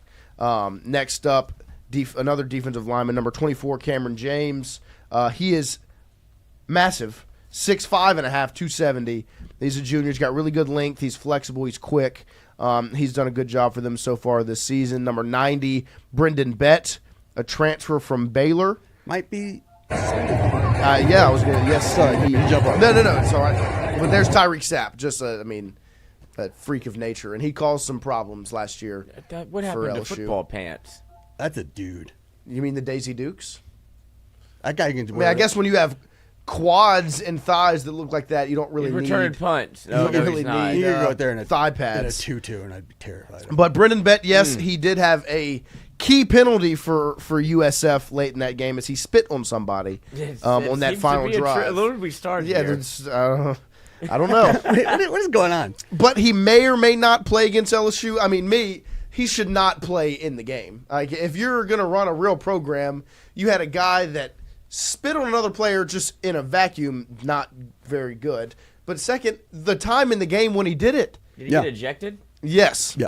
But also, it's When the was that an ejection? It's the last drive of the game. Yeah. Like, USF is trying to go win the football game, and you get a key unsportsmanlike penalty. Spit, though. Just right through the right face in his mask. mouth. Gosh. But look at Call the me official. daddy. Look at the official. Right there. He's standing right there. Right there.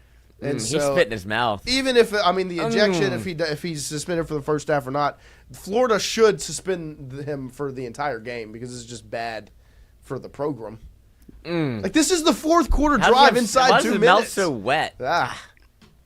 But Brendan Bay's a redshirt sophomore, 6'5", 308. He had 37 snaps, 5 tackles, and they all got overplayed by that penalty there. A key guy to keep an eye on. Did you see what Billy said?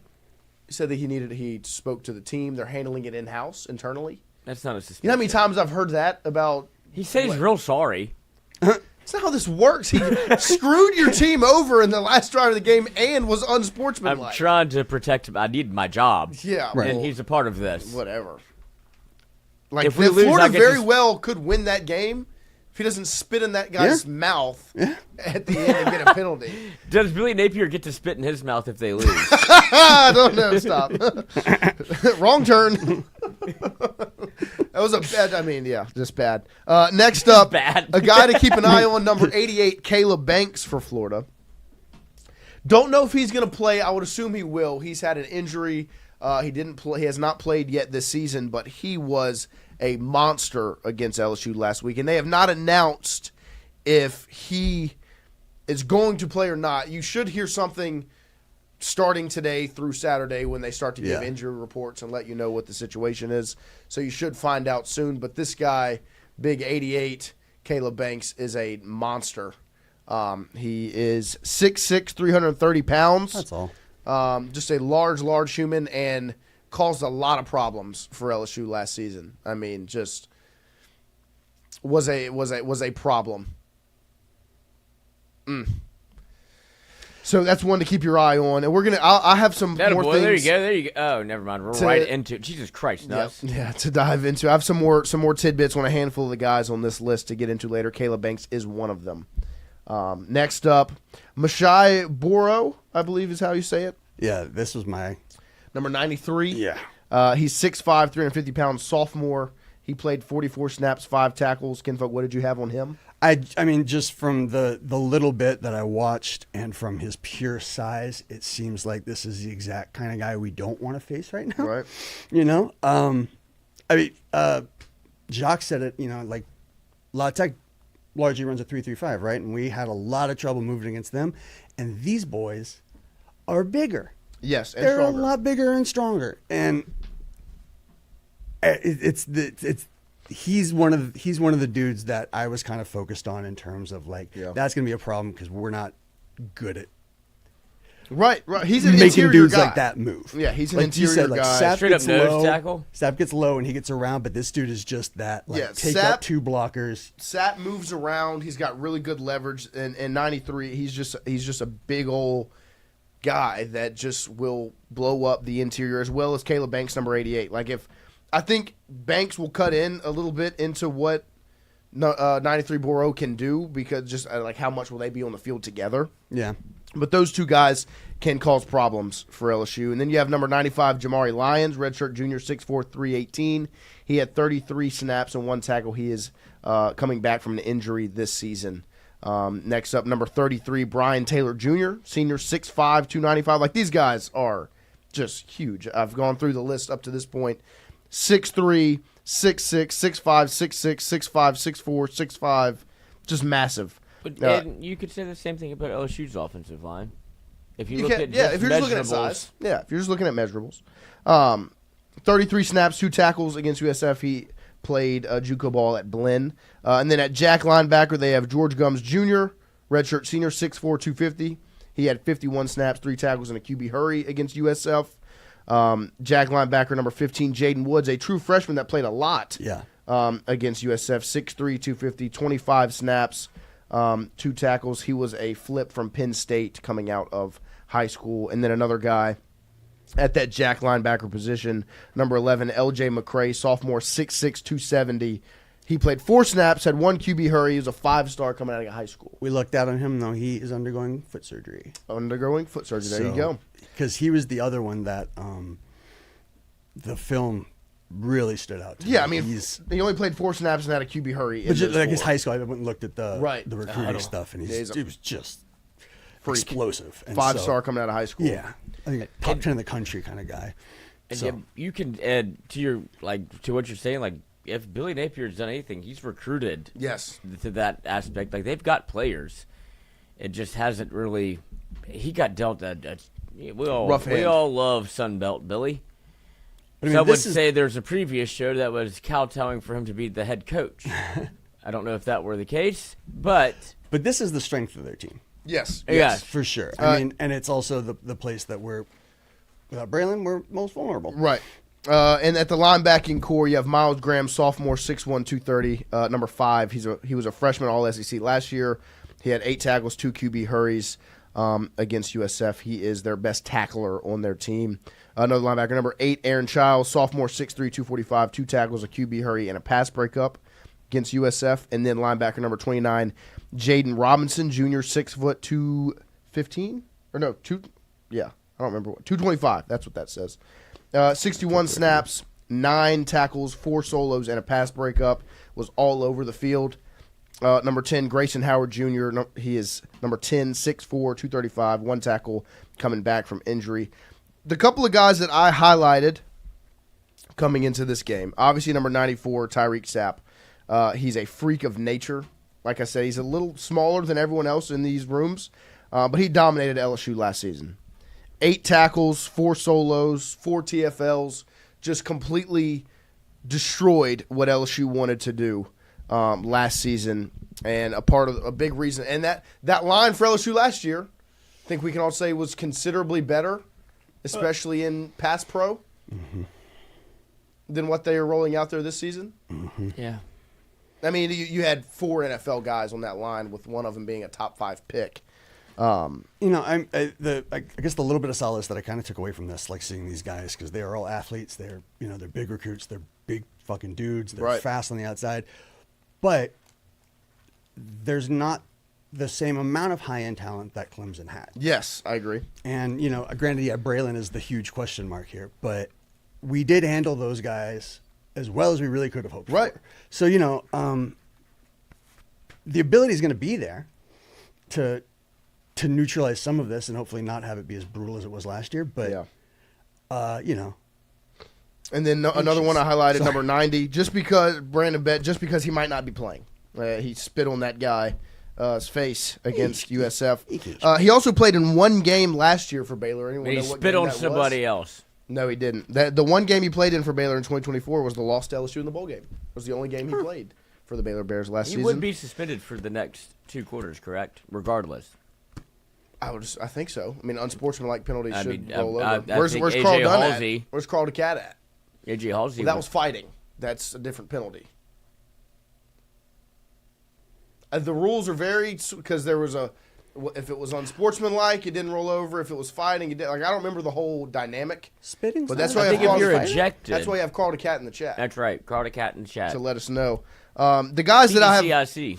But the good thing about big Brendan Bett, number 90, is he wasn't one of the guys I put a star next to. So even if he does play, he's not one of the guys I'm most worried about. No, but the stars I put next to number. Everybody else is going to be more hydrated because he was clearly hogging the water. Yeah, the Gatorade. The Gatorade. That's what like call it Gatorade. Yeah, there you go. The stars that I put next to players is number 94. Obviously, Tyreek Sapp caused problems for LSU last season. Caleb Banks is the guy that probably scares me the most outside of Sapp. Yeah. Like I said, 6'6", 330. If he is back, which I would assume he plays this week, I would assume that was probably the plan the whole time was sit out, but for LIU, USF, be back for Louisiana State University. He's got a very high ceiling. He wreaked havoc against LSU last season. 7 pressures, 3 tackles, a sack, and then a forced fumble/fumble recovery. And he is just a problem on the interior of that offensive line. And so I think 94 and 88 on your defensive on the line can really give LSU some struggles. Another one I put a star next to, number 34, George Gums Jr., redshirt senior. So an experienced guy, played pretty well against USF. Last year against LSU, he had 3 tackles, a TFL, and a sack. And I thought he played well from what I saw in that USF game. And then the linebacking core, number 5 and number 29, Miles Graham and Jaden Robinson Jr. both caught my eyes, both in the USF game and obviously going back last year versus LSU. Graham had 7 tackles, and his season high snaps were versus LSU. He was all over the field. And then Jaden Robinson Jr. also had 7 tackles, and it was his first start. So kind of when they were turning the corner last season was when these guys started getting on the field, and they both played pretty well against USF. I thought they were the 2 bright spots for the Florida defense in that USF loss. But some of my overall takeaways from the USF game, USF got real good push against these guys and were able to be physical with them. And USF, yeah, they have athletes, they've got dudes. Their offensive line was able to create holes for the run game for the quarterback, kept him straight up, and they had a really good scheme for keeping ththese guys out of the ball game. They used the quick hitters, screen passes, 3-yard curls, a 5-yard hitch, and just these sorts of quick throws for Byron Brown. They do have the advantage, USF did, of a mobile quarterback that's also just physical, because there were times they got in the backfield and they couldn't bring him down. Mm-hmm. But I thought that they were not as physically imposing against USF as I anticipated. And that could mean good things for LSU. But watching the film on these guys, looking at some of the numbers, watching last year's game, they do bring a lot of concern to my mind. As much as I thought LSU has the advantage in the skill position game of the DBs that Florida has, and the fact that I was not impressed with them at all, this can kind of turn that advantage on its head, where these guys are really good. They're physically imposing. They do run a good bit, some stunts, and LSU struggles with some of that movement, passing off assignments, and we'll see what that looks like with DJ Chester at the helm if he is the center. Lloyd, you have something? Do you think that you'd see, obviously it feels like maybe this might be I don't want to say a stretch, but LSU did try to stretch the field in week 2. Do you think you go back against the defensive line like you're seeing versus Clemson, go back to that game plan that you used, even if it's DJ Chester? Yes. I think you're talking about the game plan used against Clemson where it was quick hitters? Yeah. Yeah, I think I think that might be more of what LSU's offense is. You need to be committed to the run game, yes. But from what I've seen on the film so far against USF, DBs play off, and their front seven is, can cause problems. And we have, since, like y'all covered yesterday, we do have a marked advantage in terms of the wide receiver DB matchup. So, yeah, I mean, I think that's probably a good way to attempt to circumvent these guys is if you can keep them on their toes. You don't let them plow forward. You make sure that they have to, you make them be quicker than they are strong. And I think just from what I've seen, DBs playing off in a front seven that can cause havoc where you're kind of at a disadvantage because your O-line has not been the best up to this point. That's how it's kind of just the perfect storm for that type of offense, where if they're going to play off, Barry and Brown run a 2-yard stop and then just stop, get the ball and go, or a swing pass or a screen. Those things to keep, if the DBs are going to play off the way they have, that's the easiest way to just counteract the problems that these guys can cause because they can. Tyreek Sapp, Caleb Banks, Mashai Boro, Brian Taylor Jr., George Gums, Jaden Woods, and then these linebackers, Miles Graham, Aaron Childs, Jaden Robinson Jr., they can cause issues for this front for LSU. You combat that with crisp, clean quarterback play where if they make a mistake, you take advantage of it. And like I said yesterday, the DBs are playing off. The front seven can cause problems. Get it out of your hands quick. Simulate the run game with some of those quick hitters. And like Lloyd said, I think that might just be who LSU is. You have speed, you have athletes, you have the ability to stretch the field. But your best game might just be get the ball into 6, 1, 0, 29, 8, 22. Get it in their hands. And on top of that, one thing I saw, they give a lot of opportunities to tight ends. Florida does. Whoa. Mason Taylor had a good game for them, for LSU last season against them. There were a lot of times that linebackers were open for USF in that football game. Now, you don't have your biggest weapon at tight end if you're LSU. But part of me thinks that this is a great game to have Bauer Sharp be featured to where, one, you're going to be stronger in the blocking game because that's one of the reasons you brought Bauer in was to be more physical at the line of scrimmage and help protect your quarterback. But I also think that he is much better than we anticipated as a receiver and in that passing game, that maybe go to 10 a little bit more, kind of the way you did against Clemson, where like even the play he fumbled against Clemson, I thought it was a great play call, great decision, executed well. He just got popped and lost the football. Yeah. And so I'm not sure it was a catch. Right. I think LSU did a good job moving the ball against them last year. It's just when the field got shortened, there was less opportunity for the DBs to make mistakes, and that's when the front seven really came out to play. That can still cause problems for LSU this season. And I'm looking at some of the Florida statistics on the defensive side. Obviously, opponents' points per game. It's hard; these are a little skewed because there's only been 2 games. Points per game, 46th of the country with 18. Opponents' yards per game, however, 391. And you saw LSU be able to eat up yards and time of possession against them last year. Like, that was everything. LSU did everything but win that game on the road.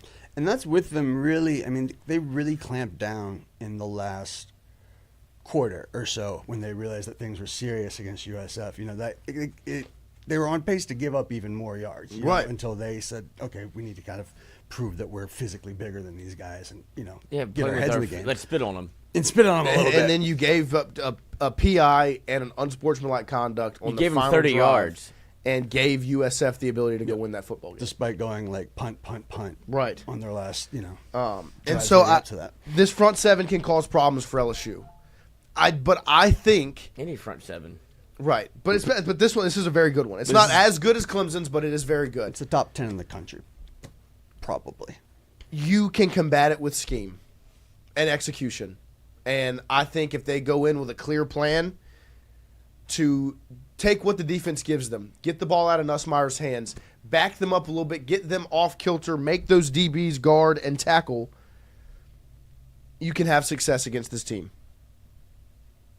But I would say the advantage you had in wide receivers, quarterback, and running back versus the DBs for Florida, they have that advantage of front seven versus your offensive line and your inability to run the football. So it's going to be interesting. I'm going to be very intrigued to see what the scheme looks like because I do think it needs to be back to what that Clemson scheme looked like.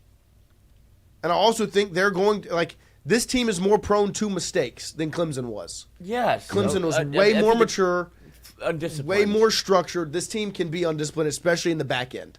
Well, yeah, because we saw it yesterday. Whenever you looked at some of like the secondary stuff, and that's not just secondary. That's just quick change on defense or substitution. That's coaching. That's a coaching problem more than anything. It was shocking to see that kind of stuff from somebody that's been there. What, this is year 4 for him as well.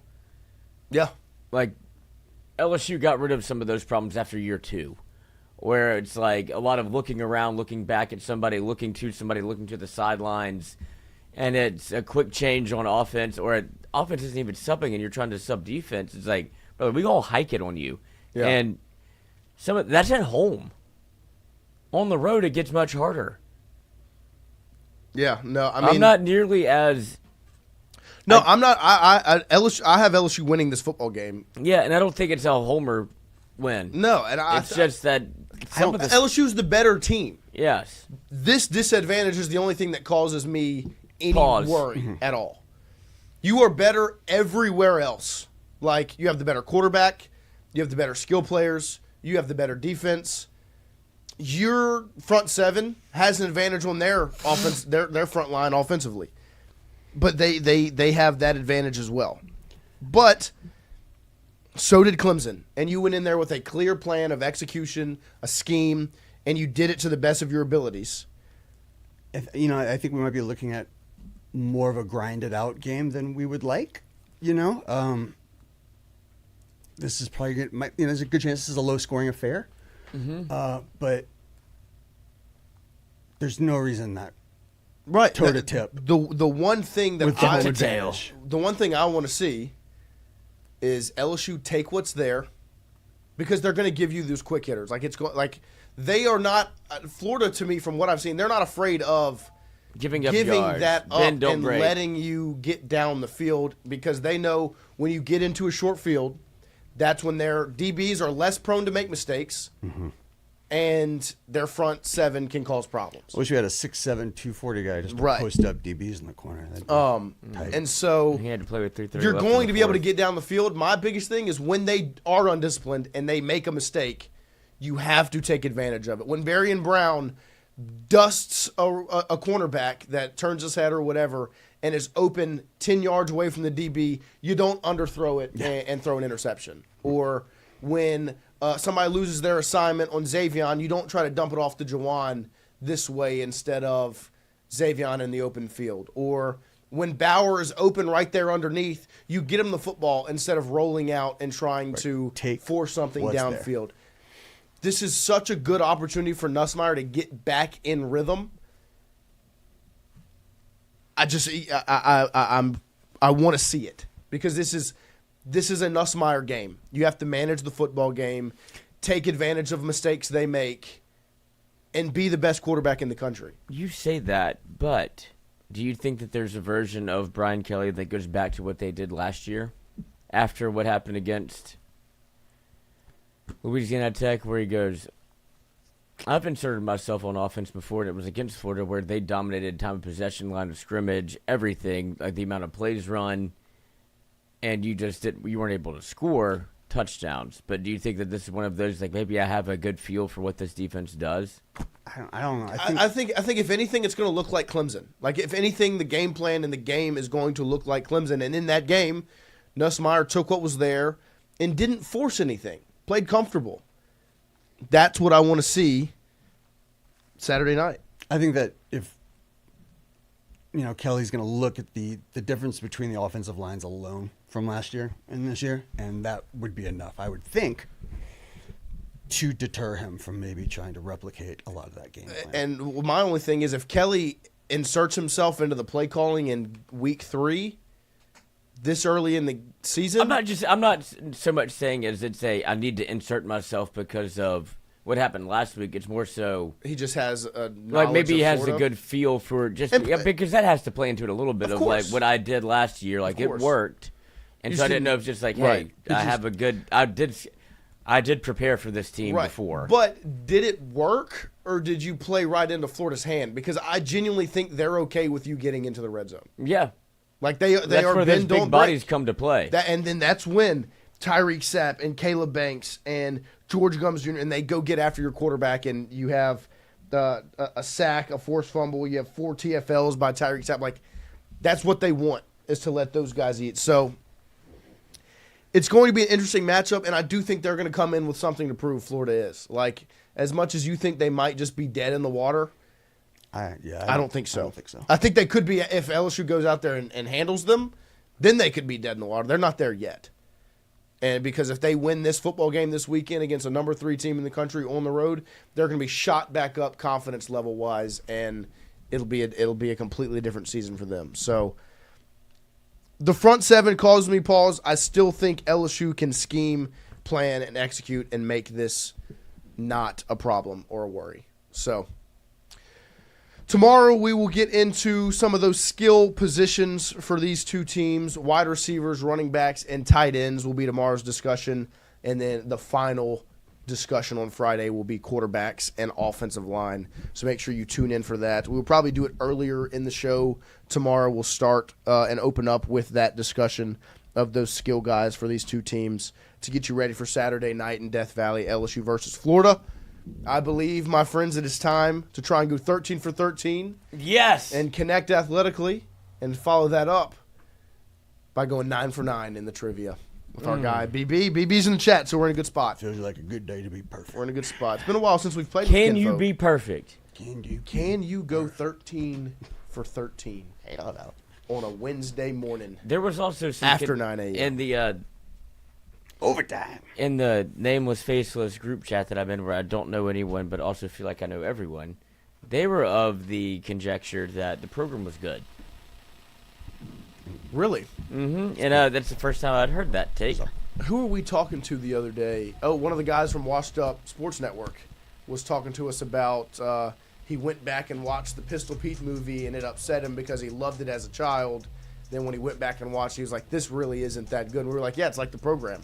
He was like, yeah, I know. And I was like, see? Don't ruin my childhood. Like, don't do, like, if you haven't gone back and, if you love the program, the movie, you haven't gone back and watched it, don't. Yeah, just live with your Was it memories. as bad as we, was it? Because it was terrible. I watched it 3 times. It wasn't good. It's not good. Here we go. Athletic Connections. Or I'm the sorry, what would be our Connections next one? Sports Should it be Friday Night Lights? I'd watch that in a heartbeat. I'd watch Oh my it gosh. right now. Yeah, live. Tingle and go. Can you be perfect? Can't fight fate. Here we Oh, go. that's a nickel. Ah! Free Ugh. ads. No, you. Stop. Red Zone, get out of my life. No. Yeah, bye. Stream East. Oh, Stream right. West. Let's see. Philadelphia. New York. Jam. Shocks. Let's go. Were you old enough for that? What, the shoes? Uh-huh. Uh-huh. They didn't make the boing sound, but man. So it'd be Shocks, Dunk, Pegasus, Jam. and, Cortez. Cortez. I used to have a pair of Cortezes also. Oh. No, Blazer. Shoot. Not Cortez, it's Blazer. Or wait. Wait. It's not wait. Dunk. It's not Dunk. It's not Dunk. It's not Dunk. Jam, Dunk, Flush, Stuff. There you go. Shocks.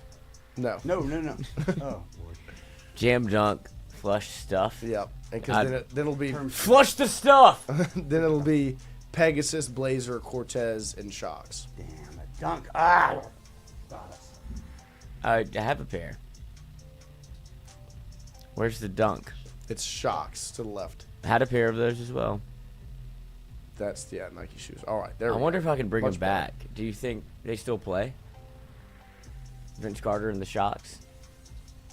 I would assume it's going to be Atlanta, Miami, New York, Philadelphia. Yep. Harry Winkler, Harry Thornton, Harry Washington, Harry Pacino. See? Oh, football coaches. See? There we go. 4 for 4. Well, I guess we did get one wrong. A win. That's okay. A win's a win. Hey, a win's a win. Win's a win. LSU's 2-0. Because a win is a win. 1-0 right now. 1-0 this week. I hope Harry Winkler's in this one as well. You hope so? It's Henry Winkler. Harry is what his friends call him. I'm surprised you didn't know that. Don't see how that could be true. Betty? 50-50? Let's see here. Celebrity mashup. Oh my gosh. Dame Judi Dench? That is Judi Dench 1000% that day. God, would. It's Judi Dench and Ted Danson. I don't like it. I wish that was my parents. This is frightening looking. But you're the. I mean, that seems right. No, no, it's. Is that Dame Judi Dench? What's the guy? What's he in? Give me. Ted Danson? Yeah, what's he in? Cheers, Curb Your Enthusiasm, The Good Place or whatever. Yes, yeah. What's the show with the murderer writer that becomes a PI? He's in that as well. Oh yeah, A HBO show. Uh-huh. Yeah. Zach Galifianakis. Zach Galifianakis and the guy with the Schwartzman. Jason Schwartz. Schwartzman, yeah. Weird pull. Yeah, good show. That was a good show. Good show. Oh, Jolly, yeah, good show there, mate. Hey, that's on. Dancing on your grave. At that Dame Judi Dench. Yes. Nice. There we go. AFC South quarterback led the NFL in passing yards in 2009. I mean, this has to be Peyton Manning, right? AFC South would be the Colts. Wouldn't sound like bullshit McNair stuff, was it? Well, rest in peace. Yeah, rest his soul. And I feel like that was earlier than 2009. Yeah, it was. It was 2003. He was a Titan. He was a Raven at one point. After. No, I watched the McNair documentary. Was it David Garrard? I mean, 2009, the Colts made it to the Super Bowl. Yeah. So you think it's Peyton Manning, right?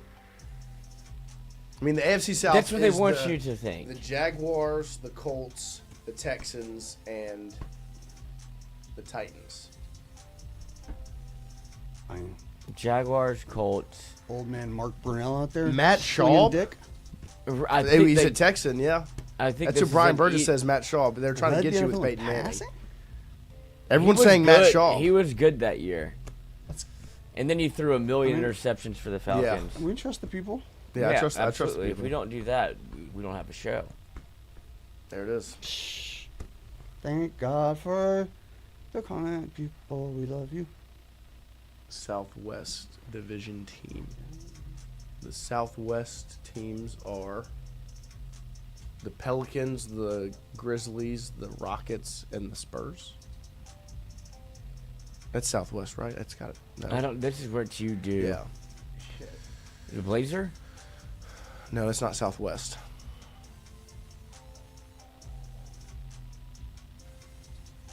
I think it's the Grizzlies.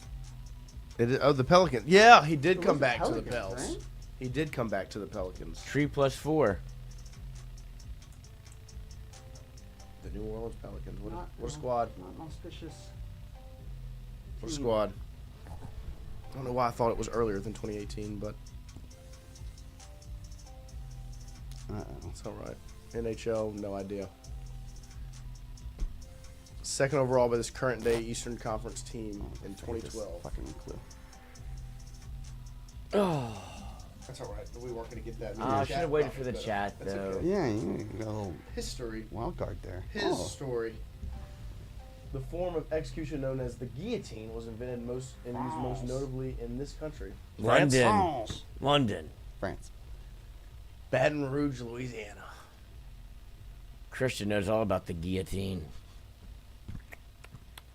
What's that mean? The words family farm owned are typically found under the name of this Columbus brand BJ's. fruit juices, jellies, and jam spreads and fruit snacks. Welch's? You know the difference between jelly and jam? Yes, I do. Okay, So good. I don't need to say it. Welch's, I believe. You know the difference between the Welch's and fruit juice? Yeah, Mr. Welch, the fruit snacks. Puts it over the tab, I think.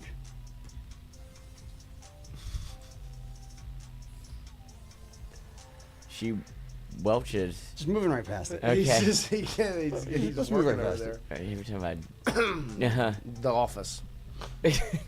It's You watched it? yeah. I haven't seen it. I just don't think I can. I can't bring myself to watch it. It's like, oh, okay, y'all just did this again. Grossing over $250 million, this 2005 Impossible! comedy opens with a scene following a divorce mediation and features a supporting cast of Isla Fisher, Bradley Cooper, and Christopher Walken. Oh, 250 million? No way. Oh, Isla, Brad, you divorced today. Is this Wedding Crashers? Yeah, it's the Wedding Crashers, right? I still remember That's Christopher another- Christopher Walken was in Wedding I don't Crashers? remember. Oh, that. that's another notch on her belt. I'm beltless. Great I mean, movie. I just know Isla Fisher and Bradley Cooper. I know, were, that's what and made it. It's gotta 2005 be is right, Wedding Crashers. and that's Wedding a lot Crashers? of money. I just don't don't remember remember- Christopher I don't know if Walken that's being in right. that movie. He's married to the kitty cat meow. Listen, they meet by the staircase. He was the dad. Yes, he was the God, father. Fuck, I've not seen that. She's not just another notch on your belt. Oh, Yeah, no, No. yeah, that's it. look at me, Look at you. beltless, Look at you. beltless. Beltless. Holy shirts and pants. Music. Needless to say, I'm Oh. keeping a check. Ah, She was a bad, nevertheless. nevertheless, Calling calling it quits now, baby. I'm a wreck. Oh, wait. Okay, 2018 Oh, I'm song not from gonna- Post Malone and Sway Lee. I'm not gonna know this one. I'm going down, down, baby. Don't throw me off. I'm trying to sing the song in my head.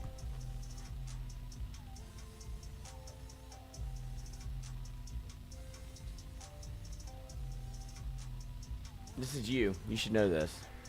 It's the one from the Spider-Man The movie. watch. Sunflower. Yes. They Shut played up, it- it was in P-Dub. that Spider-Man Spider-Verse movie, I think. Oh. There you go. All right, we have to double dip.